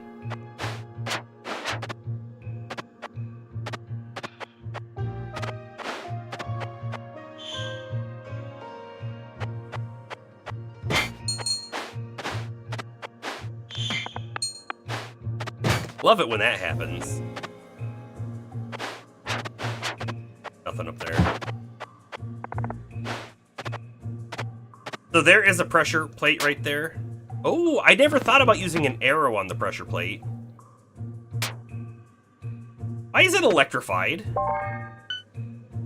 Oh, it has shocking! I totally even missed it has shocking. Missed. I'm afraid. I'm afraid. Go that way. Hold on. Can I... I feel like I was playing with danger there.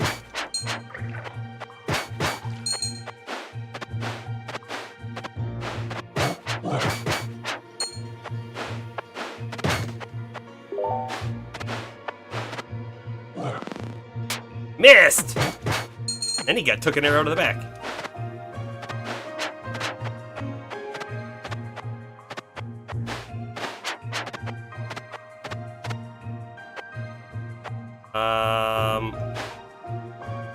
Yeah, I don't have any reason to go down there. We're done. May have leveled up though.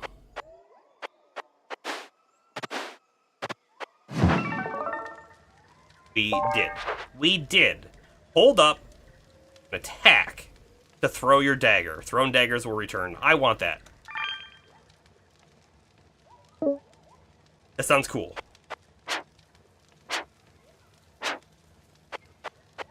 Yeah. Another form of ranged attack here. Fresh air, complete the caves. Oh, we're in a new biome. Sure are.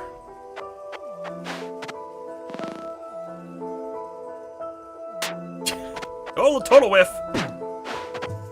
Spiders are falling from everywhere. Ha ha!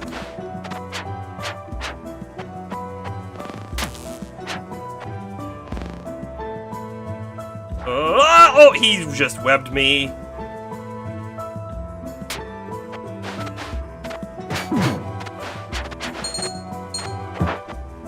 I'm poisoned off of that.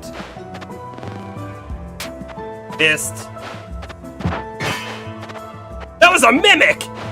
I didn't even, like, I was just trying to hit the stupid spiders.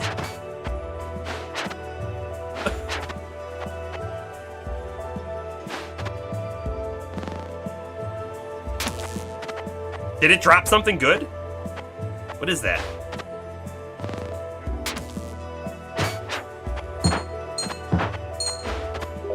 Spacer rod.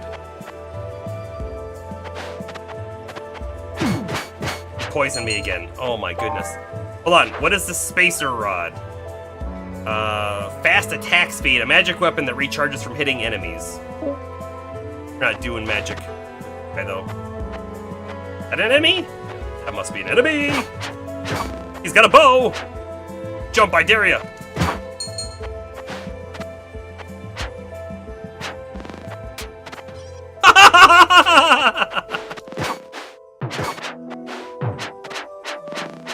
Oh, I just outrange. Chicken. What is this thing? The deranged. Anything with it? No, it's just like the anvil. I feel like we need something. Like we need an object. Interact with them correctly.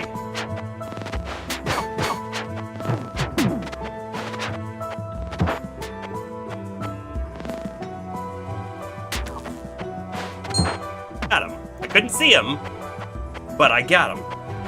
That's a big guy. That's a big guy. What is this? I don't know. There's another big guy. Oh, it's like a plant.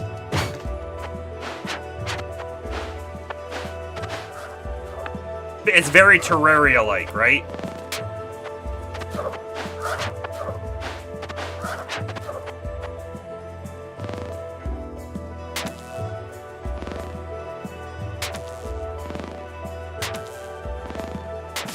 I got some arrows. I'll shoot him a couple times.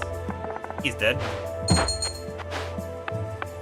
You're scared? I mean, understandably so. But that guy is not a plant. I mean, he might be plant-like, but not the same kind of thing. A rock head. Dexterity, speed, lightning resist, and flame aura? That seems amazing!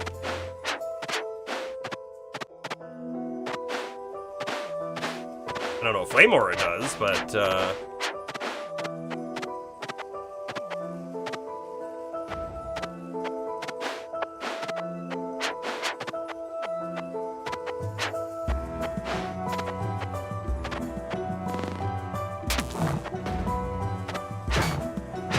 If he's super slow, this guy's not a problem.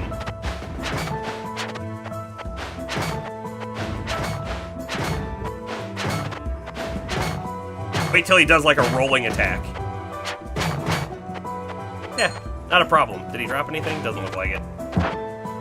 There was another one down here on the left.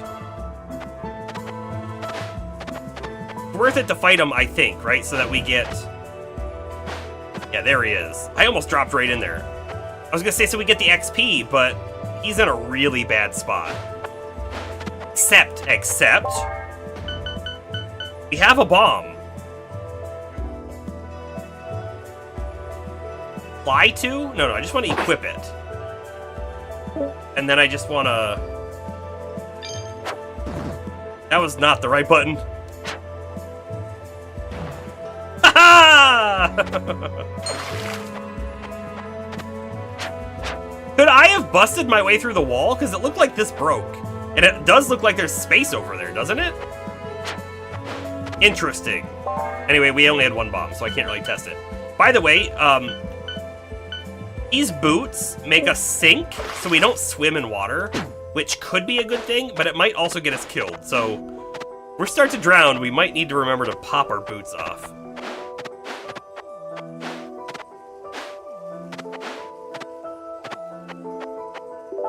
Book of Shockwave.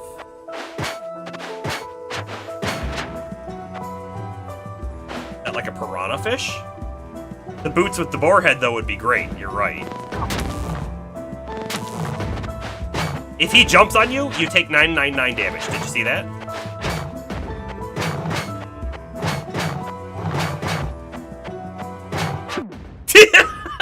No, I took 998 damage.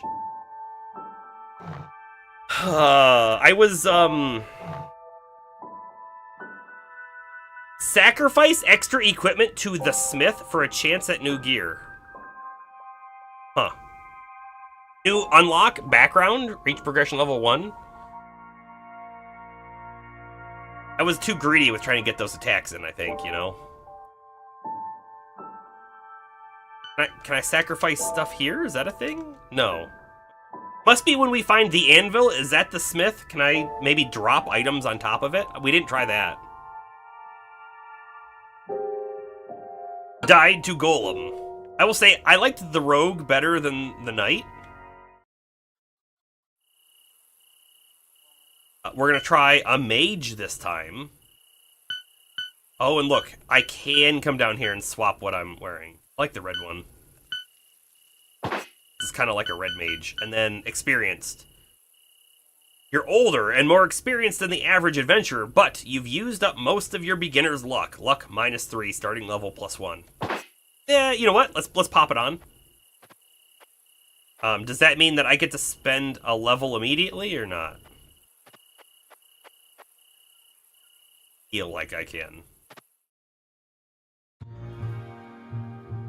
Okay, I have no idea how this guy works, so he's got 6 charges on the magic rod. Hold attack to use it, but recharges when you hit enemies. And spend my level now. Hold on, we also have a skill. And this skill looks infinite. Maybe it's the skill on the staff, though? I don't know. Thrust with powerful photonic energies. I wonder if we have mana that I'm not aware of yet. Anyway, all potions are identified. Combine potions to make new ones. Potions you drink have stronger effects. Occasionally you can drink a potion more than once. Okay. Spell cooldowns reduced by 25%. Chance to deal crit spell damage. Spell casting cannot be interrupted. Enables complete movement control while casting a spell. Chant. Bestow a spell's power unto the user by pressing interact during a fully concentrated spell cast.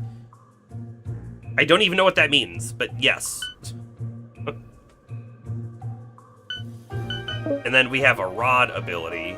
Increase rod recharge rate. Charge rod to increase damage. They will recharge from spell damage. I like that all of these classes have like some unique stuff going on. We're gonna go with potions though immediately, because we haven't played enough with the potions to understand what they do, and now we'll kind of be able to learn. least that's my thought process at the moment.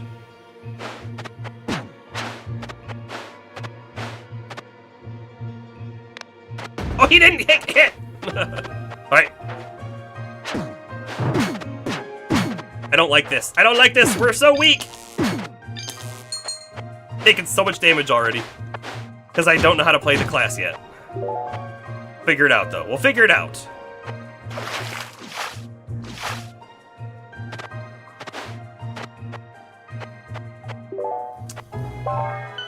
Alright, so when we learn this move, will it be infinite because we're the mage? Is the mage different that way?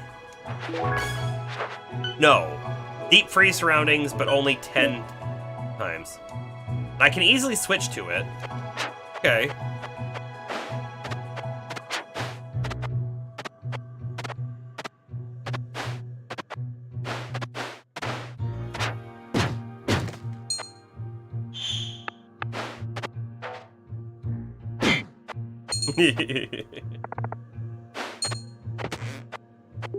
A wizard hat.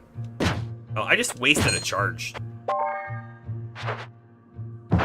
Intelligence up, defense up, underwater breathing.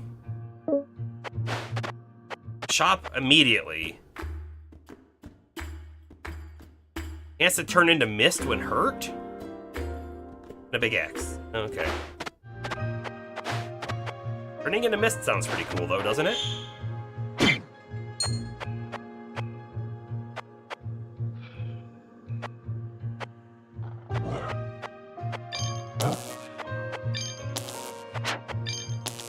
I don't have, like, mana. I can cast that as many times as I want. I'm glad that I know this now.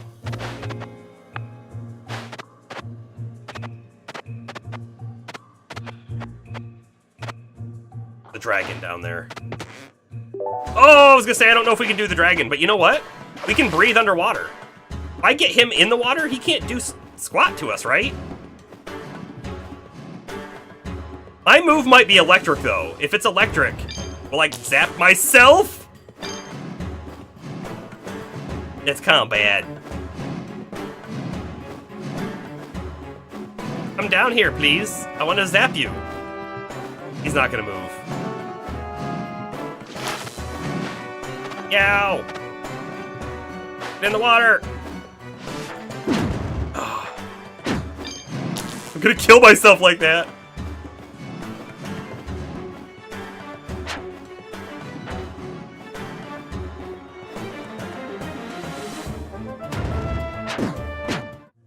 We got him! We're almost dead, though. We have 3 HP. Alright, so what is this? The Scholar? Probably another, like, sacrifice thing, right?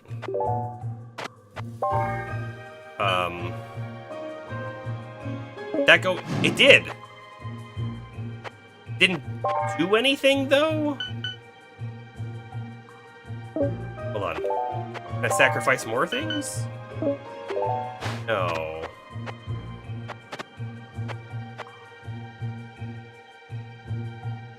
Can I tell you, I'm not sure if I can pass through that. Okay, I can. Whew.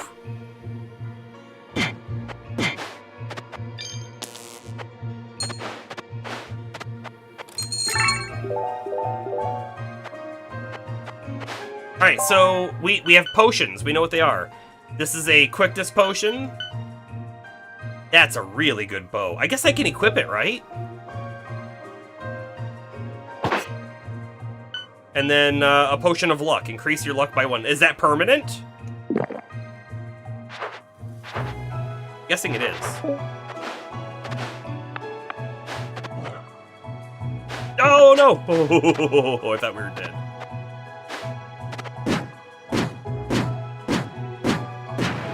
I have to remember that a lot of the enemies, they have to do their attack for you to actually take damage. They don't just touch you and you die. Fire wand. Ooh. Ooh. Okay, so 7. Oh, this can have 15 total charges. Converts magic charges into balls of fire. I love that. That sounds awesome. I see, though. Hold up. Hitting enemies with this rod recharges stuff. This doesn't seem to get charges back. When I just tapped the button once, it threw a fireball.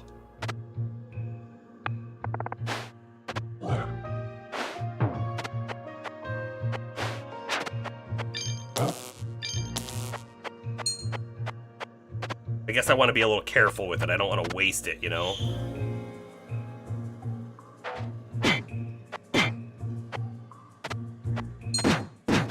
I'm gonna get my charges back on this if I can. Back up to 4. I am not going in that stupid thing. That would kill us immediately. Potion of Strength, is that just a permanent? You know what? Having the potion knowledge is pretty dang good, isn't it?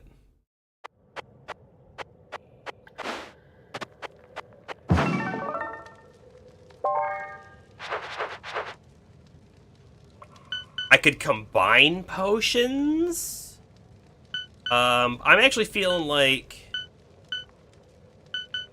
go with something else.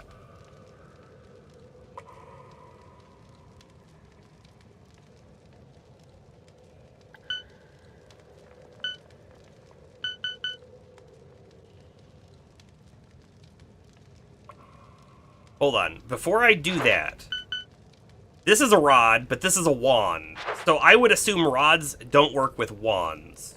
Right? That makes sense to me. Does that make sense to you? I hope it does. Doop, doop.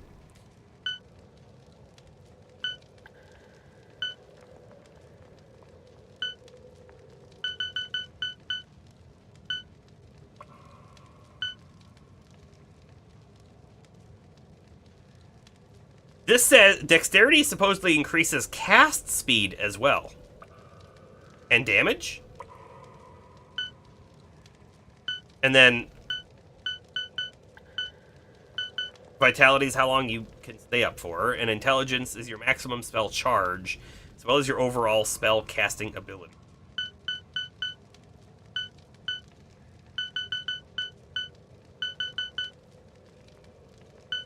I don't know. I don't know what I should go with, honestly. I'm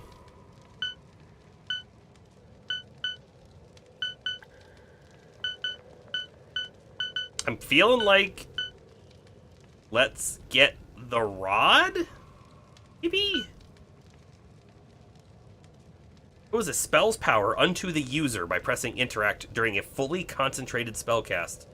Okay, so I have the ice spell. I can charge the ice spell up and then put the ice spell on myself? Is that what that says? I don't know why I would do that. I don't know what that means. You know what I mean?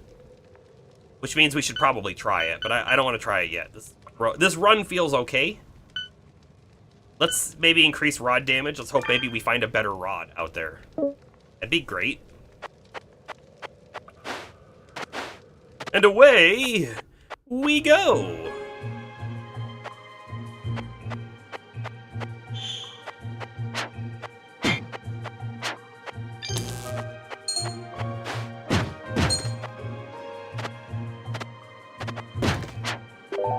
We get all these scrolls as well, and we haven't really used them. I'm gonna read one and see what happens. It's a light green scroll.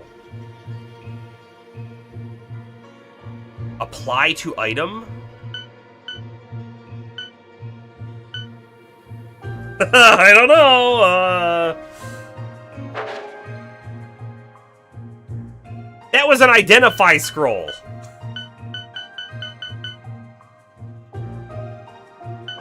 What is this one? A plus strength scroll. Okay. Interesting.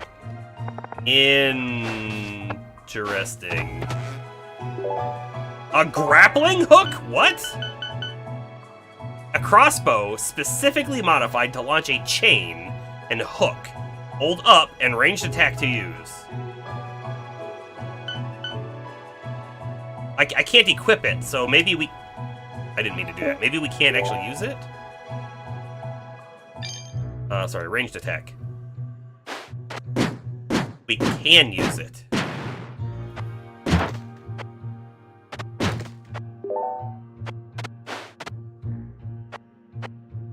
Don't like that bug guy down there. Don't like that bug guy down there. Got him. A bomb!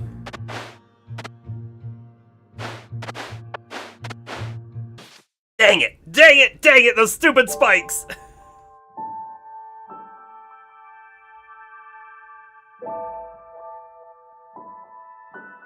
So you see how we're getting this, like, this level? 76 out of 110? Is that for unlocking another background? Because we unlocked the one that we used this time to get the extra level. I think we just go back in as the mage. I want to try it a little bit more. Kind of fun.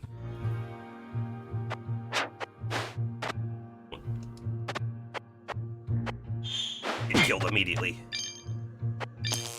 by a dude with a dagger thing.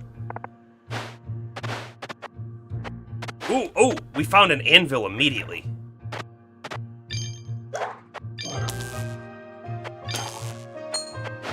So, theoretically, if I drop my magic rod on the smith,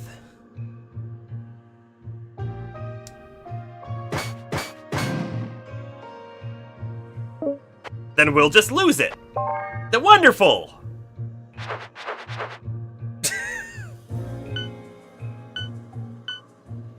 Wonderful. Spellcaster.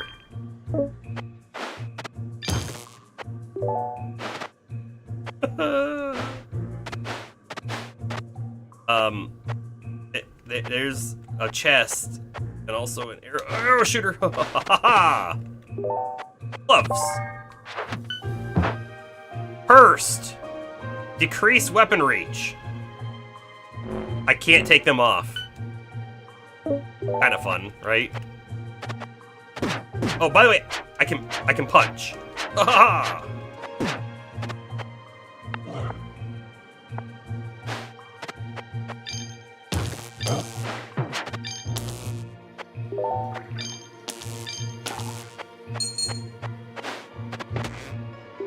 Helmet.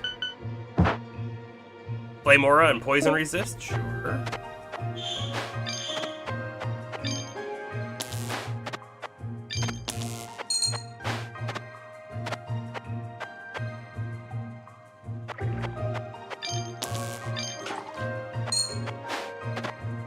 No key.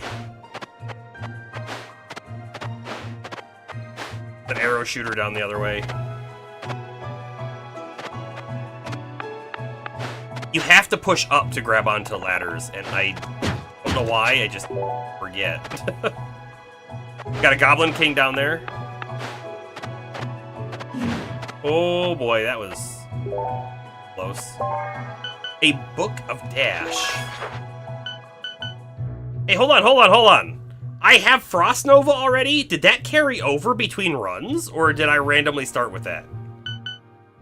So I'm not sure. Dash a short distance with that. Don't think I really want that, but okay.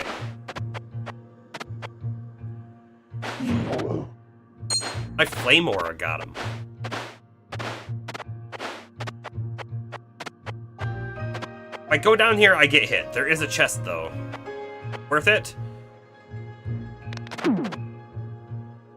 I wasn't prepared in the way I should have been.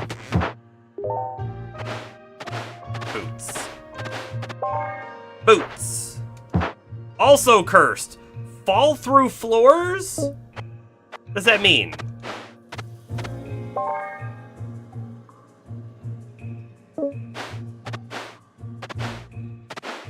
I don't know what that means. I don't like it.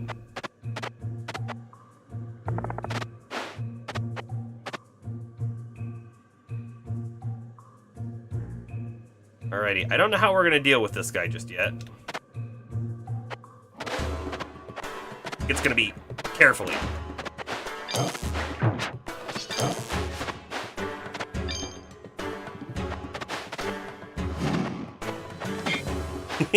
I love it when those enemies get shot.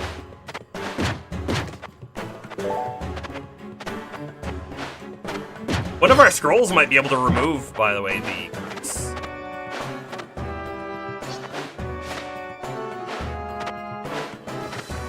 I use the electric down in the water, we get zapped as well, and I don't really want that.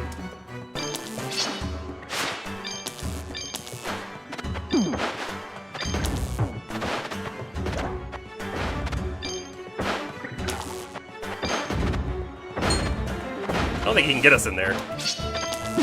Ow. Uh-oh, he grabbed us! He threw us to the shop!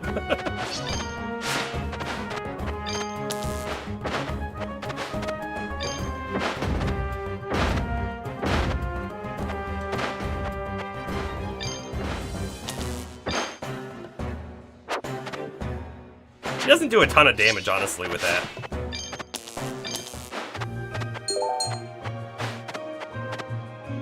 Was there a chest up there? There might have been a chest up there. A new rod that we can't even begin to afford. Look at that. Life steal on it?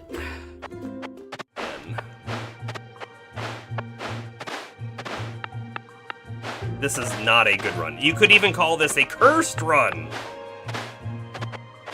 Right? Yeah, the chest was over this way.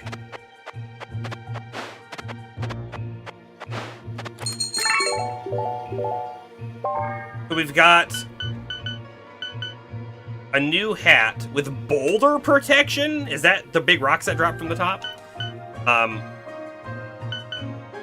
And I can actually swap to it, so we will. And we got a couple potions, and I don't know what they are, but luck up. Feel strong. Sure. Why not? Wonderful. Blue scroll. Use it on gloves. That was identify. Magic mapping? Oh my goodness. Well, that's a little unfortunate that I used that here when we've already mapped out the whole level, right? That was a cool spell, though.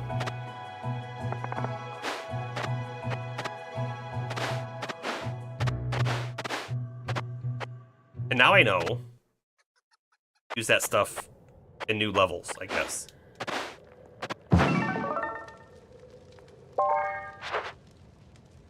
Chance to deal critical. Yep. Going all in on the spell casting because that's all we got.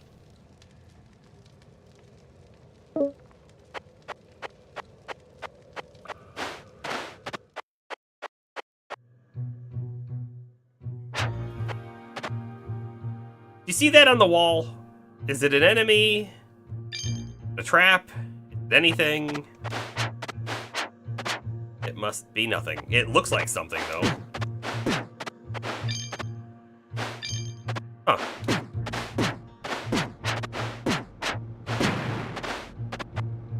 Book! Another book of Dash? Ah, don't kill the baby worm!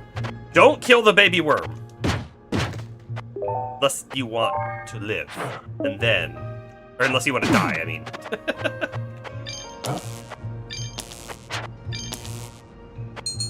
New shop?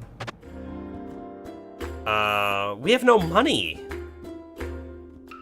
Can't afford anything. And as far as I'm aware, I can't sell anything either, right? Like, do you take that?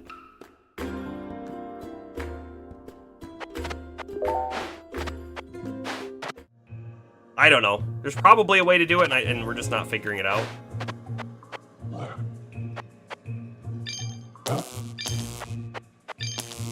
About all I can say, I think. Oh my goodness, there's 2 of these worms?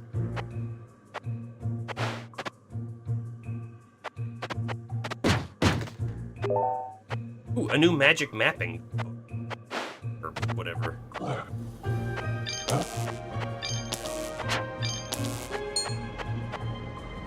The Shackled. Probably throw items on it. We don't really have that many items to throw on it.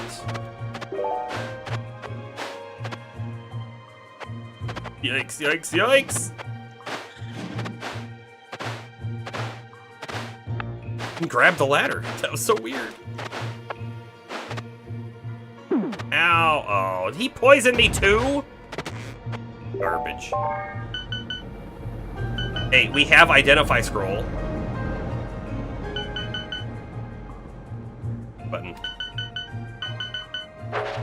Freezing aura and +1 luck. Our other one's way better.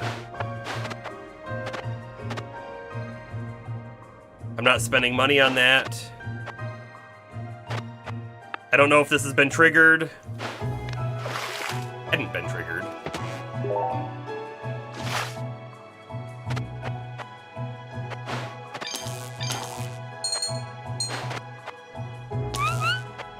I feel like I'm supposed to do something with them now. Oh no! It's not that! Don't do that!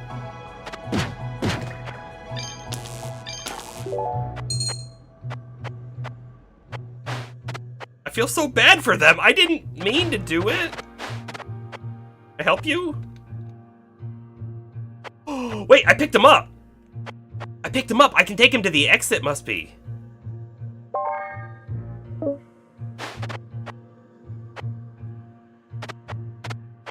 Can I attack and stuff? Yeah. Don't have a key. Oh no! Oh! Well, I could maybe have taken them to the exit. That is not exactly what happened there. Aggression level 2. New background, Survivor. So it is a rogue light, because we are unlocking things per run that we get to use.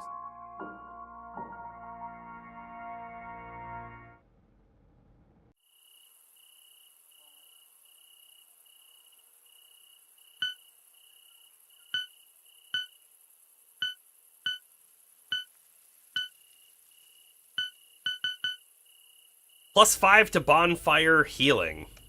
Sure. Back to the night.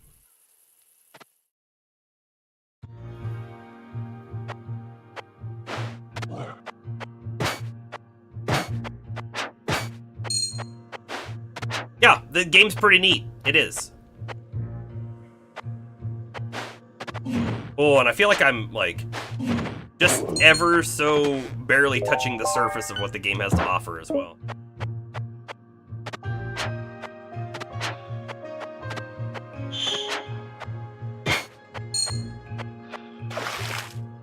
Hold up. Wait, do I have water breathing already? I do. How about that?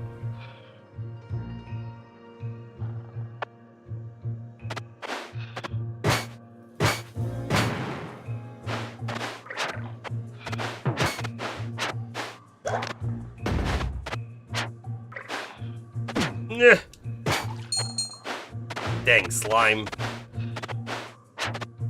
Got me, squashed by a big boulder.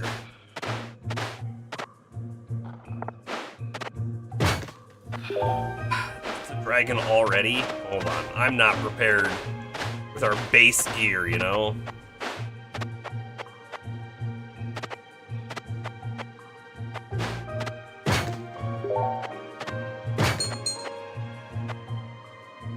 Mike's down there.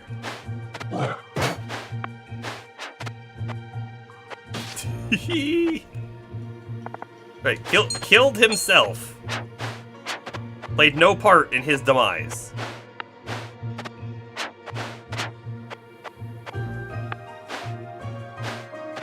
We have to go to where the dragon is. It is a requirement.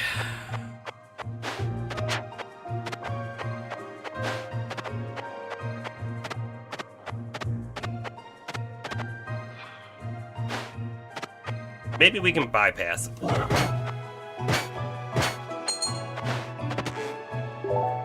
Some greaves. Speed. Jumping on enemies deals damage. Now we are Mario.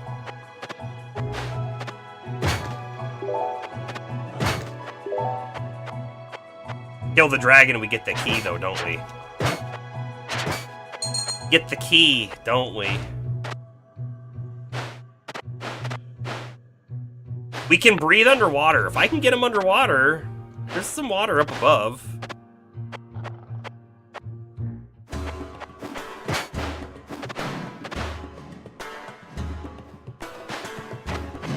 Ow! Get in here. Dare ya. Come down here.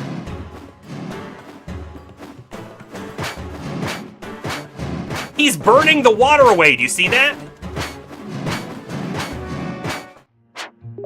Okay, I feel like we are super cheesy on him doing that, but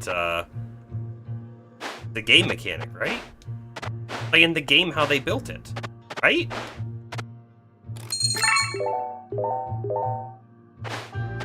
We've got ourselves the sparkling knight gauntlets. Weapon reach goes up, strength, speed, defense.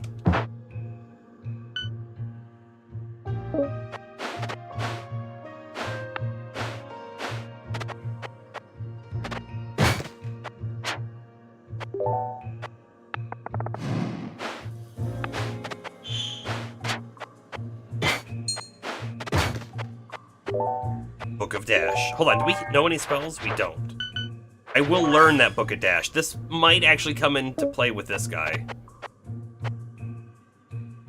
Wow, the depth of this game. What do you got for sale?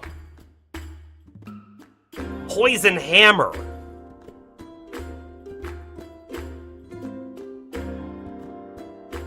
Huh. I'm gonna buy it. We're gonna use a hammer for a little bit.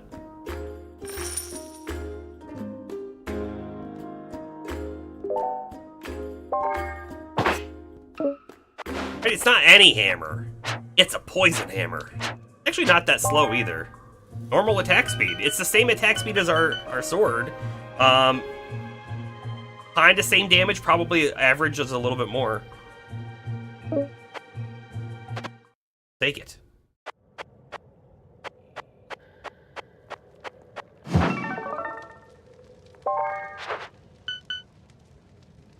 No damage from falling. I think we might want that. I think we might want that.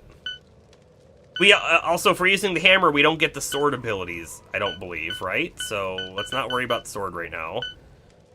Swing your weapon after damaging enemies manifests holy light. Storing divine weapon charges gives bonus defense against elemental damage and negate fatal damage once per floor. Oh, wow, that's really good. Correctly timed blocks will reflect attack damage. That's neat, too. It's got a parry system. Cool. Off we go. I'm going to use a couple of the scrolls this time, and we'll see if we get a mapping scroll or something. Oh, we got enemies coming. Okay, try this again. So... Uncurse. Well, okay. Magic mapping. The whole floor is now known to us. Smells like mountains. You know what? That's gonna mean something. If we learn what smells like mountains mean, we'll probably know what that does. This light green scroll, I bet you is an identify scroll. Let me try it on the blue potion. It was! And it's a potion of dexterity. We'll drink it immediately. The golden scroll. Use that on... Oh, it's a recharge. Okay. We know that there was an enemy on the top left. I'm not going to worry about them. How do I get up there? I can't save you up there. I can get you freed, but I can't get you down.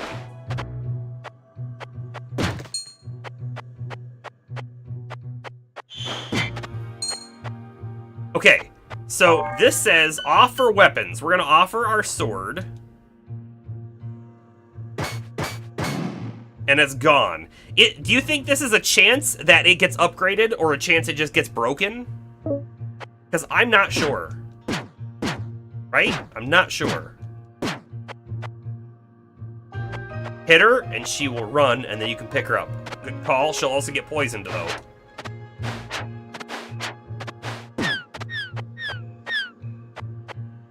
Gotcha.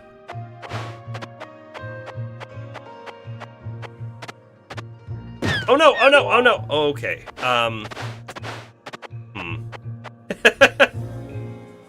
We also drop her on occasion, it turns out.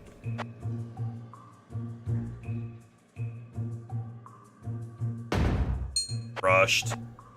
How do I put you down? Out hitting you.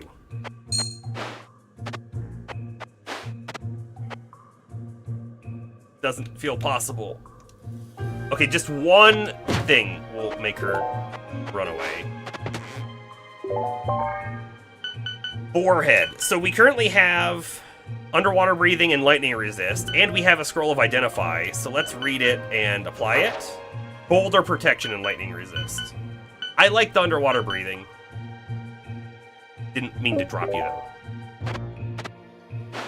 Don't have a key, can't open. Let's move on.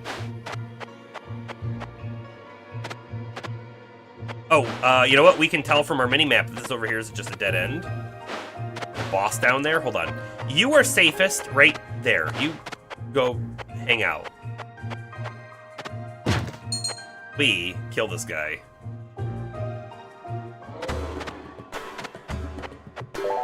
Book of Flame Pillar? Ooh.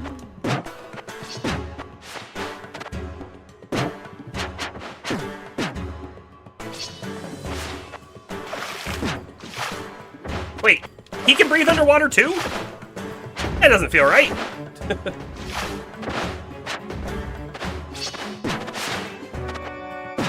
How come he's not getting poisoned? What's going on here?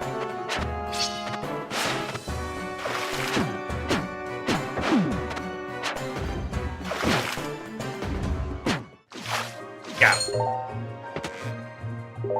Got some fighter's gloves as well.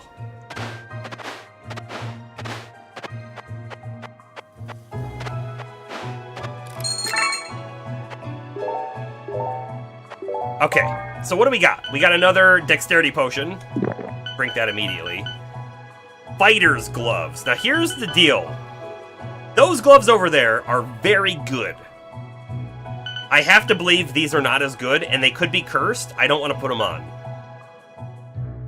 Now this is a different kind of weapon. Cestus, right? You punch with them. They're envenomed as well. I think we lost the poison. It says poisonous hammer, but it lost its green poison text.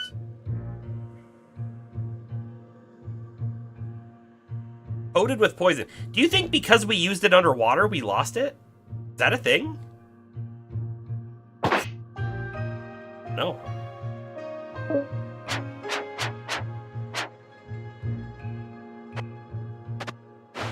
Coming with me. Going back over this way real quick. Oh no, we've cleared that. Oh, you know what? I could have used the key over on this thing. Never opened one of those ones before. It's a little sad I didn't think of that. No, just a little. Okay, drop you there. Make sure it's safe. Will you just go? No.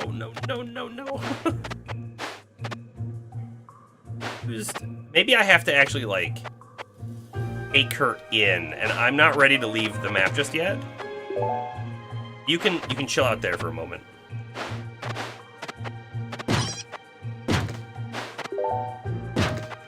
Wait, do you think I can...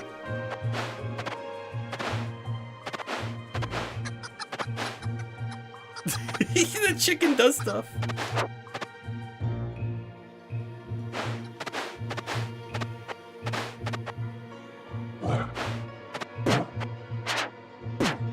Ah, he got me.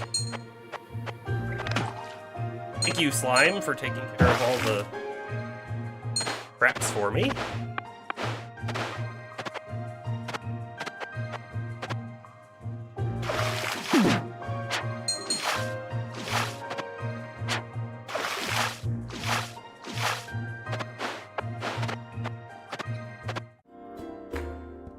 Featherfall?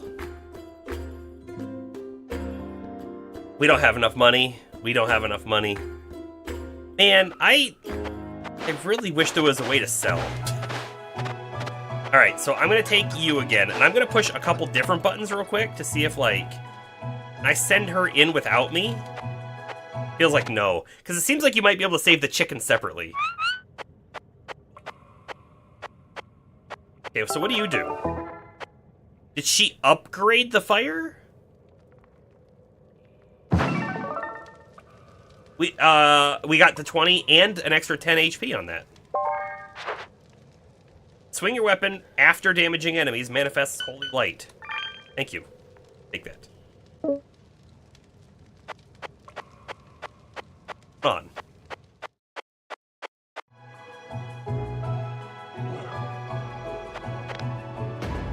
I see it.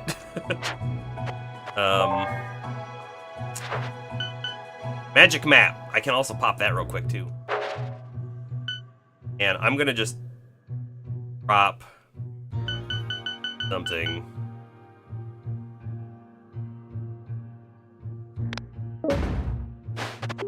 There we go. Money. Is a big map, isn't it?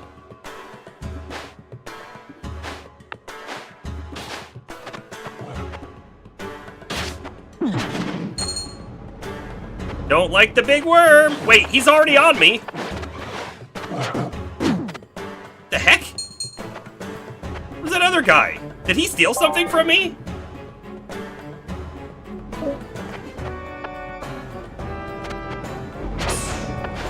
How does he not take damage on those spikes when he drops in there? That dude is definitely a thief. He's also dropping gold. Did he steal my gold as well? Might have.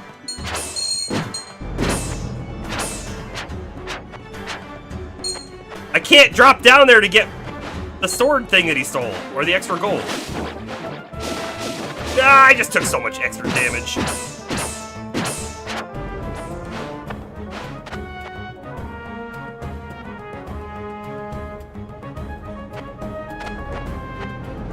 Come on, worm, show yourself.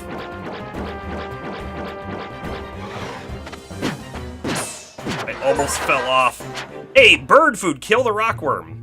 And of course, its key is down there, and there's no way for me to get to it.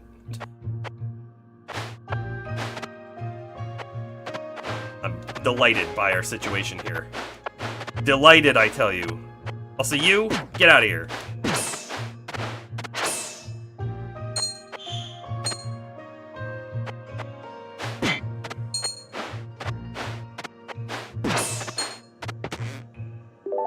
Copper sword, any good? No.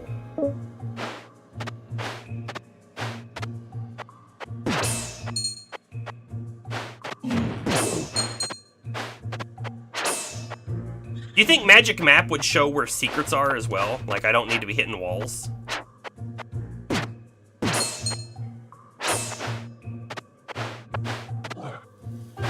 Maybe there's a boulder somewhere. I mean, there could still be a boulder. Yeah.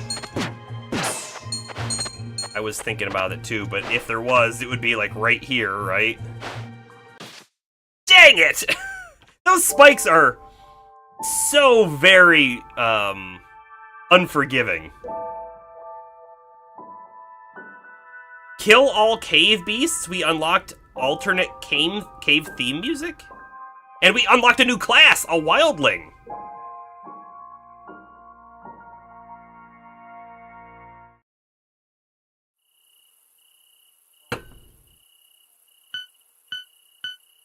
The wildling.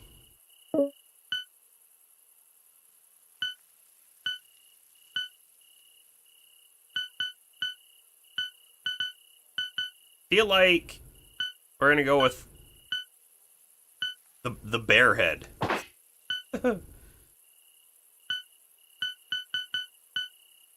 Wish that this told me what the wildling was. I don't really know what it is. See. Gonna head out early. This was fun. Yeah, have a good night. I have no gear to my name. We get Berserker. We get Fist Weapon. Okay, so they are the Fist Weapon users. Animal. Lion's Roar. Tap, interact while holding up to unleash an intimidating roar. Okay. Interesting. I don't know how to feel about this class yet. That was lucky.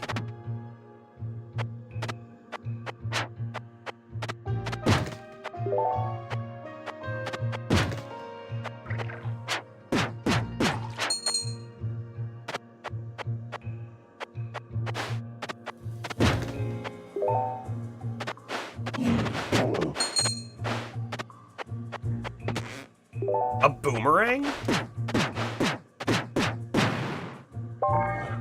A boomerang? Oh, it does not come back, though, like guaranteed.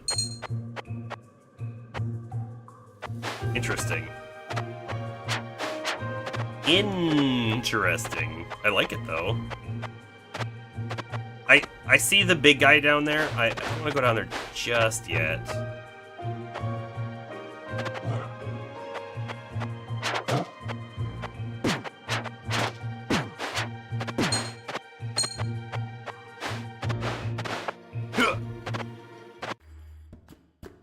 I can buy this! Scroll of recharge. Oof, I don't want that, though.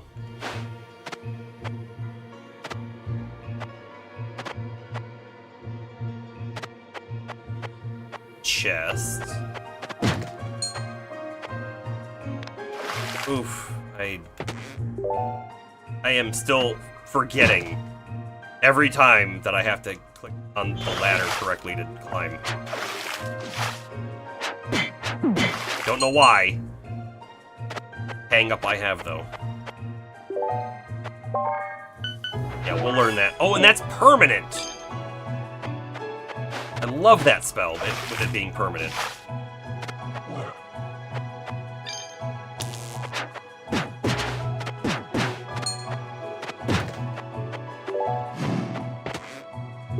Animal skin? Luck 1, attackers sometimes are poisoned. Do you think we can use our boomerang to trigger traps and stuff too? It didn't get, like, destroyed? Like it. Get hot, actually.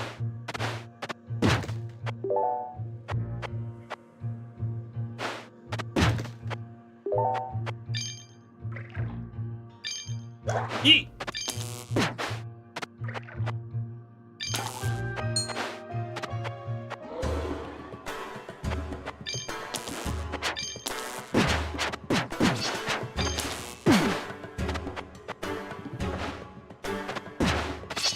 Gotta be careful! Ugh.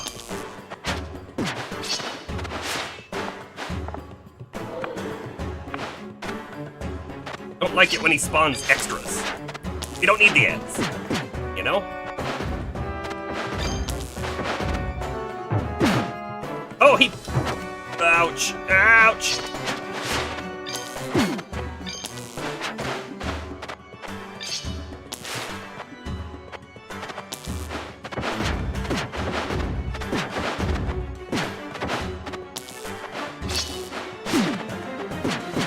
Punch, punch, punch!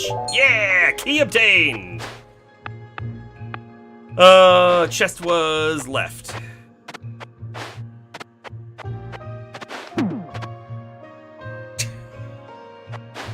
Okay, then!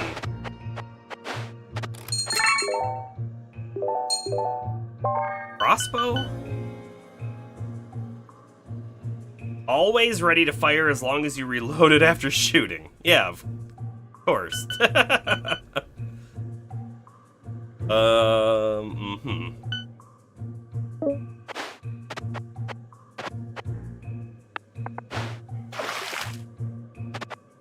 Took a lot of damage in that.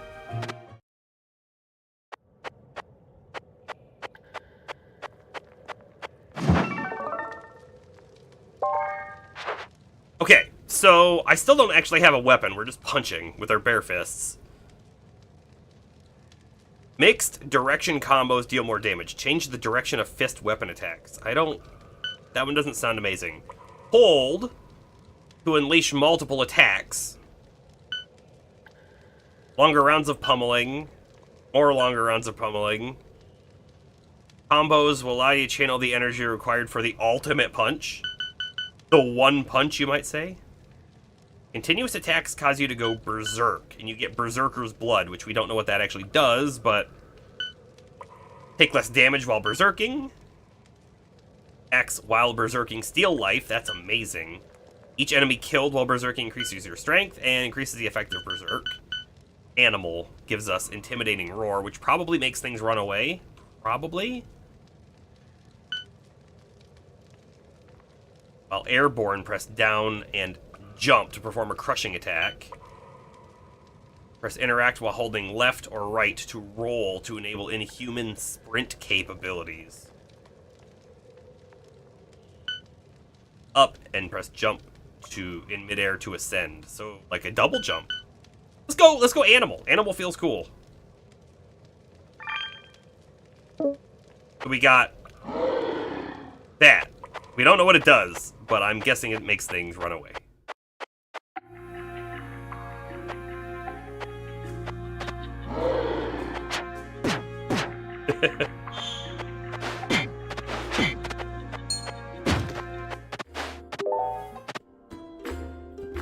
We don't have the money. We don't have the money. Okay, let's play around real quick with some of our scrolls.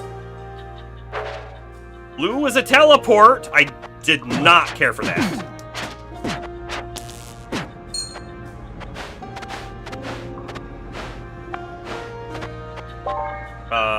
Light brown is magic mapping. Gray is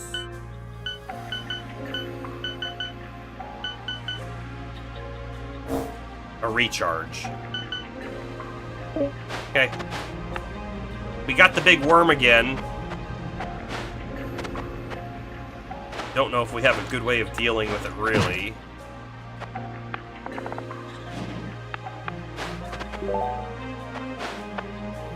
Okay, got up there.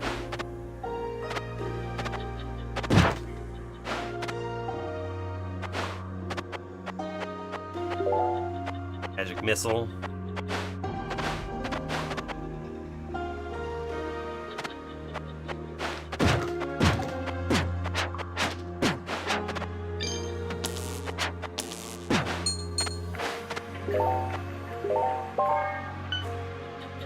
And scroll. That's got uncursed, okay? Not what I thought it was.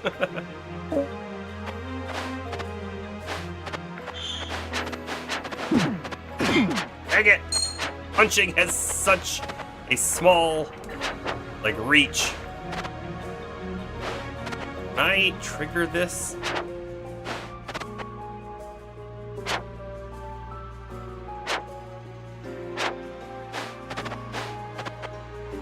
Feels like a no. Ooh. Bill?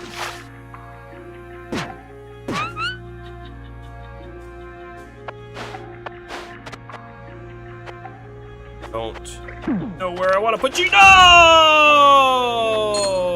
That was quite unfortunate, was it not? Damaged ring.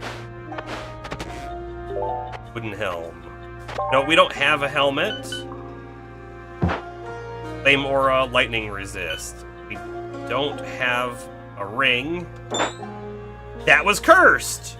Fire resist, but defense down and strength down. I hate that. I hate that so much.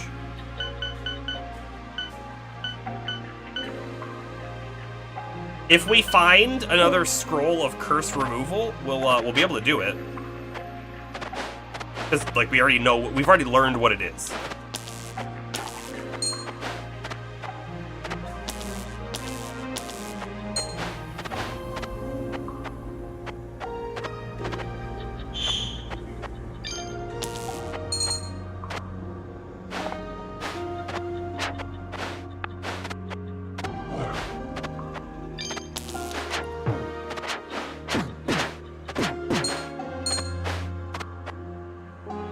Where the worm's gone.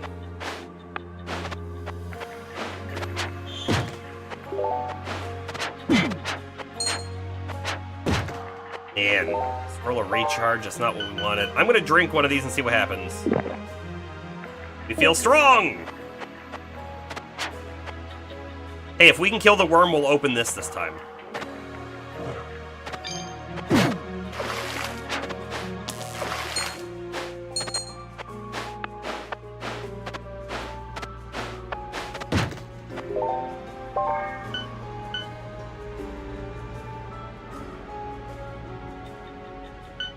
This one identify? Oh, that one's enchant. Probably had to be used on, like, actual gear.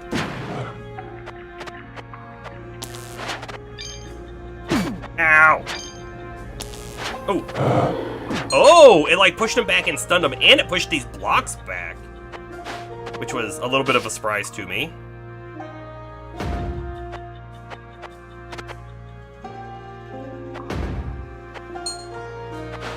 Don't you dare hit the spike.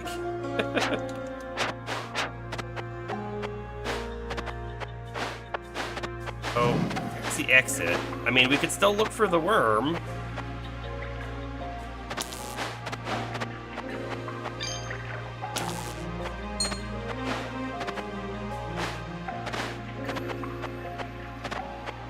Yeah, I saw him up there.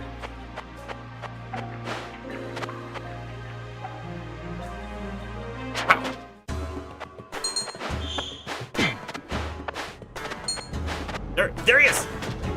Hit him!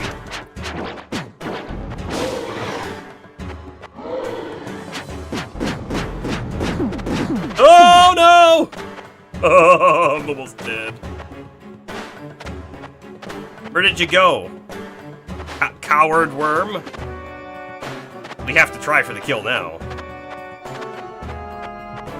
There he is, he's up there.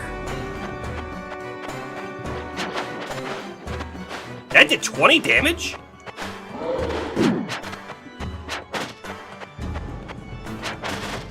No. Oh!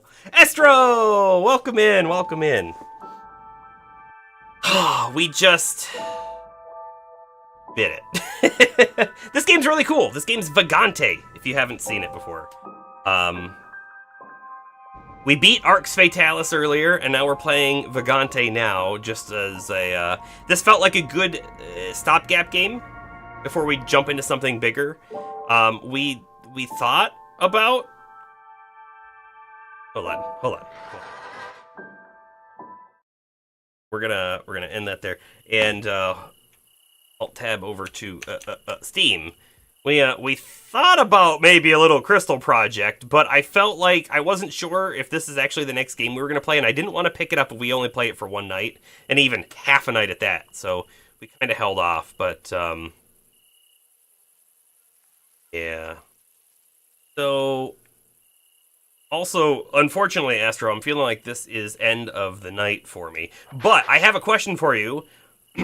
Did you happen to see the game that I made with Bomber and LeCloud for the Game Jam over the weekend? I did post a link to it in the Discord, but if not, I will do a quick demonstration of it.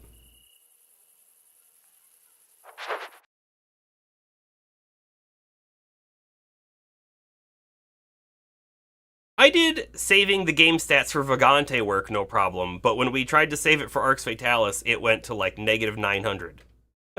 You saw the post, we've been busy, so you haven't looked. Let me show you real quick. I would encourage you to potentially give it a play as well, if you're so inclined. It's pretty quick, but the gist of it, right, is you are the weapon. That was the theme of the game, and the theme that we picked was to be a pirate sword, and the game is a simple rock, paper, scissors. It has 3 enemies that are progressively harder, so they have patterns, right? So the first guy should be the easiest, the second guy should be somewhat medium, and the last guy should be the hardest to encounter. Let me show you what the game looks like. All hands on deck. It is called A Tale of Two Swords, 3 Choice Dilemma. Protect the booty. And then we select things. We got lucky. And we go across the boat. On and guard. We're trying to force the pirate off the boat. I'll slap ya silly. And when you do so... You'll be seeing Davy Jones soon. You do so, you go to the next stage. So like one more here, and then I'll just kill it. You'll be seeing Davy Jones soon. Ah!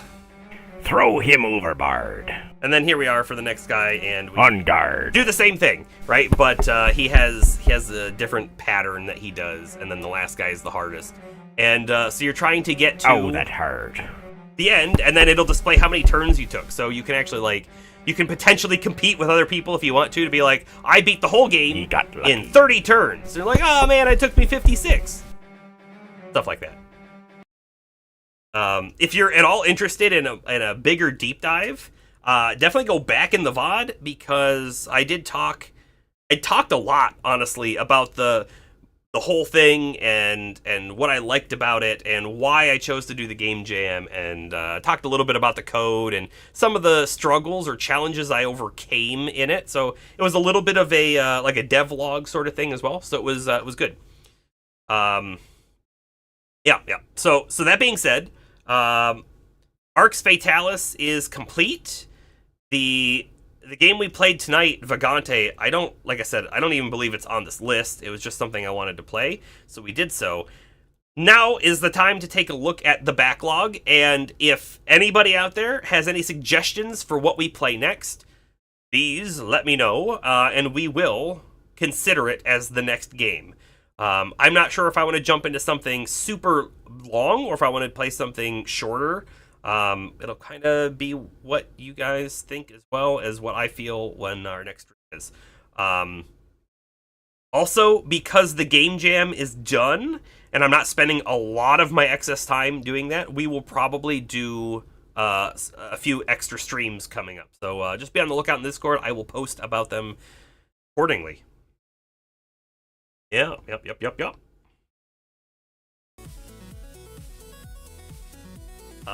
That being said, the stuff that's on the top of this list is probably what's most likely coming up next. Cyberpunk is getting kind of high on the list for me. Like, it could even be a 1. Yeah. Crystal Project, Dark Messiah, and Next Order get your votes. Okay. I'm gonna say, Crystal Project is, like, legitimately the top of the list. So it is a very good chance of being our next game. Dark Messiah is probably less so because we just played Arx, and this is their next game, right? So it's going to be a lot like Arx. It's going to probably feel better than Arx because it's going to be a little newer. But we'll probably hold on that one just a little bit. And Next Order, I don't know if I'm ready to dive into yet. Where is it? It's right here. The only reason I say that is just because, man, the last Digimon game, while I loved it, it was such a long playthrough. You've got someone who's playing through Cyber Sleuth right now. How are they doing? Are they playing the hardest difficulty? It's, I really did like that game, though. It was very good.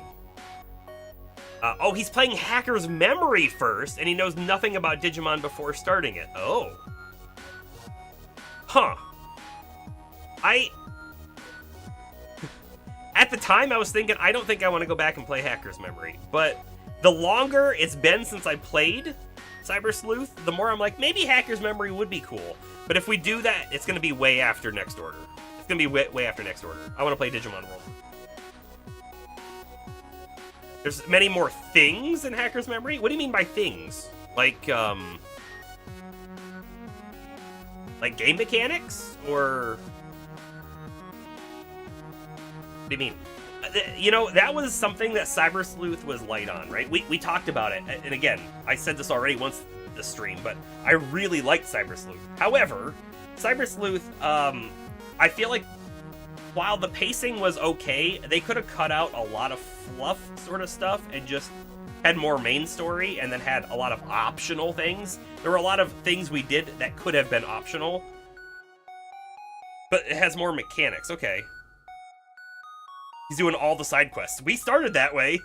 But boy, did that come to a stop about 30 hours in, I think. Yeah. There's 2 or 3 other kinds of battles in the game. Hacker's Memory was the sequel game, right? It was the next one, so it makes perfect sense that there's going to be a lot more features and mechanics in it. So I'm not shocked by that at all. Not at all. Canyon Friendship System? Is that Is that a Digivolve mechanic as well? Like, oh, they have to have 80 ABI, they have to have 300 strength, and they need to have 80 friendship. I could see that being a thing. I could see that being a thing. You know, I think tomorrow I'm probably going to spend a little bit of time trying to fix my one bot, my chat bot. And then I think I'm going to go through this list and maybe update some of the interest levels, because these interest levels 100% have changed since I've last looked at this, because we've had a good chunk of time between when we really looked at this last. And I'll probably move some things around, but I think it's probably about time for that Crystal Project play to happen. So we might start it. We legitimately almost started it tonight, and I just wasn't sure. You take friends on... Oh, wait. So, by companion friendship, you don't mean Digimon companions. You mean, like, people companions. Finish, they give you items and such. Huh. Okay. Okay.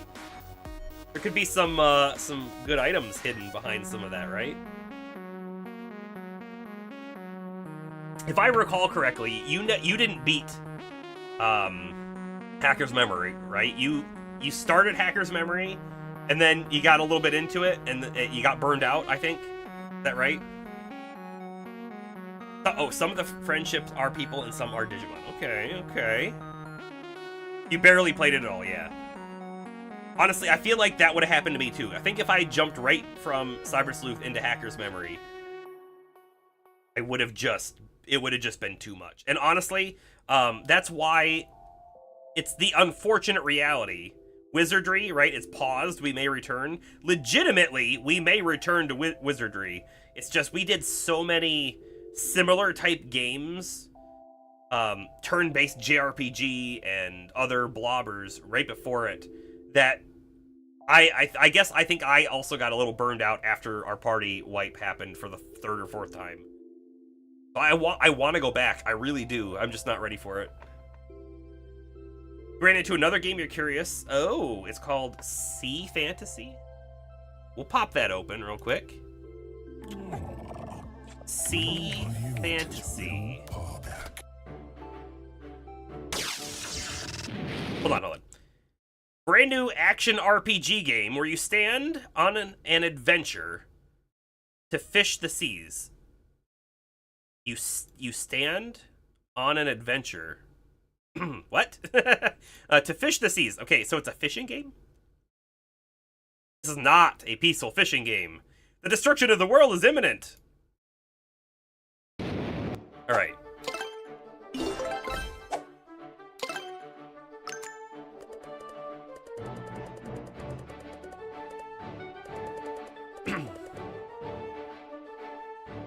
Okay, it's got exploration. It had a treasure chest. It's got loot. It's got dragons.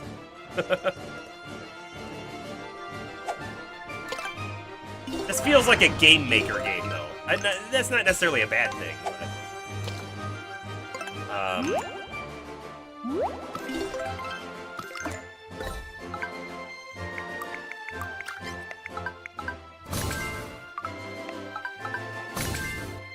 it's definitely unique. I've never seen something like this before.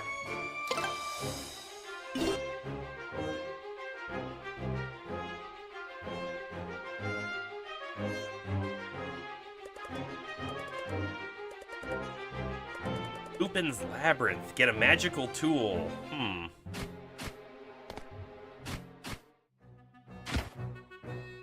I wasn't expecting the side-scroller.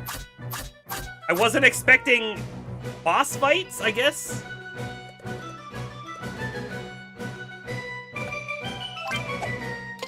Oh! You have two characters. One is the fisher, one is the swordsman?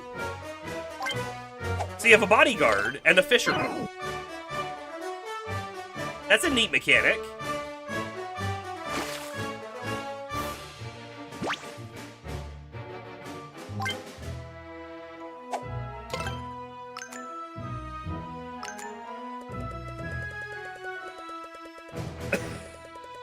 I don't have a clue what's going on with the story or lore from this.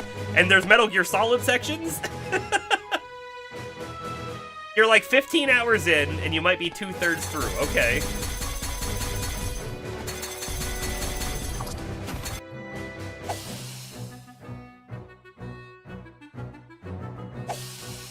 What's so funny is if you explained the premise of the game to me, I'd be like, you came up with that during a fever dream, didn't you?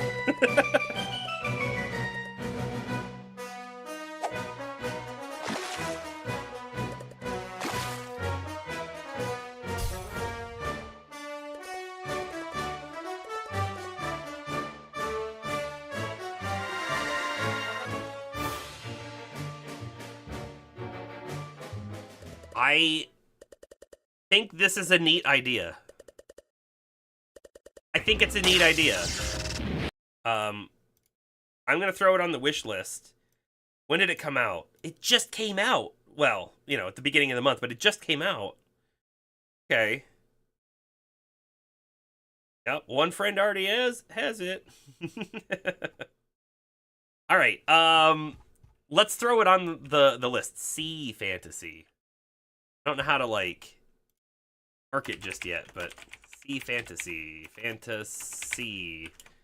helps if I spell it correctly. I have no idea the hours. The interest at the moment is a 3. I'll have to look into it a little bit more, and then we'll throw this down. Team you. How long to beat? Sea fantasy. I mean, yeah, clearly they're not going to have very many playthroughs just yet. They have 4 main plus extras, and they got 13. You're probably going kind of completionist, Astro, if I had to guess, just based on timing, which kind of is how I might play it too, because like I feel like it's a fishing collecting game. But I'm going to put the 13.5 hours is what I'll just put here for now. Game. Shush. Shush. I didn't ask you for that. That puts it at 180. How does that put it up? It puts it at 22. That also moved Crystal Project down, interestingly enough, because everything calculates off of everything else. But UFO 50 is it's kind of just there. We'll maybe play more of that, maybe won't. I don't know. Cool.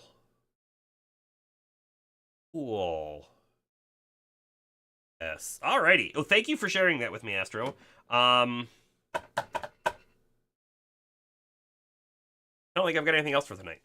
So, with all of that, hopefully, we'll see you soon. I legitimately might do a weekend stream. I'll let you know in the Discord, everybody, if I do so. Until then, Arx Rain, signing off.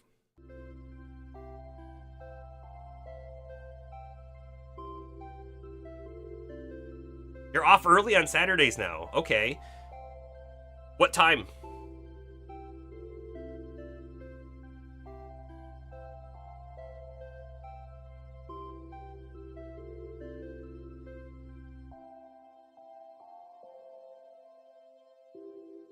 $12:30 Pacific. Cool. All right. Yeah. No. If I do a Saturday stream, it's probably not going to be before then. So yeah. We might do another one tomorrow. I'll see. I'll see. If I do, maybe I'll see you there. Anyways, have a good night.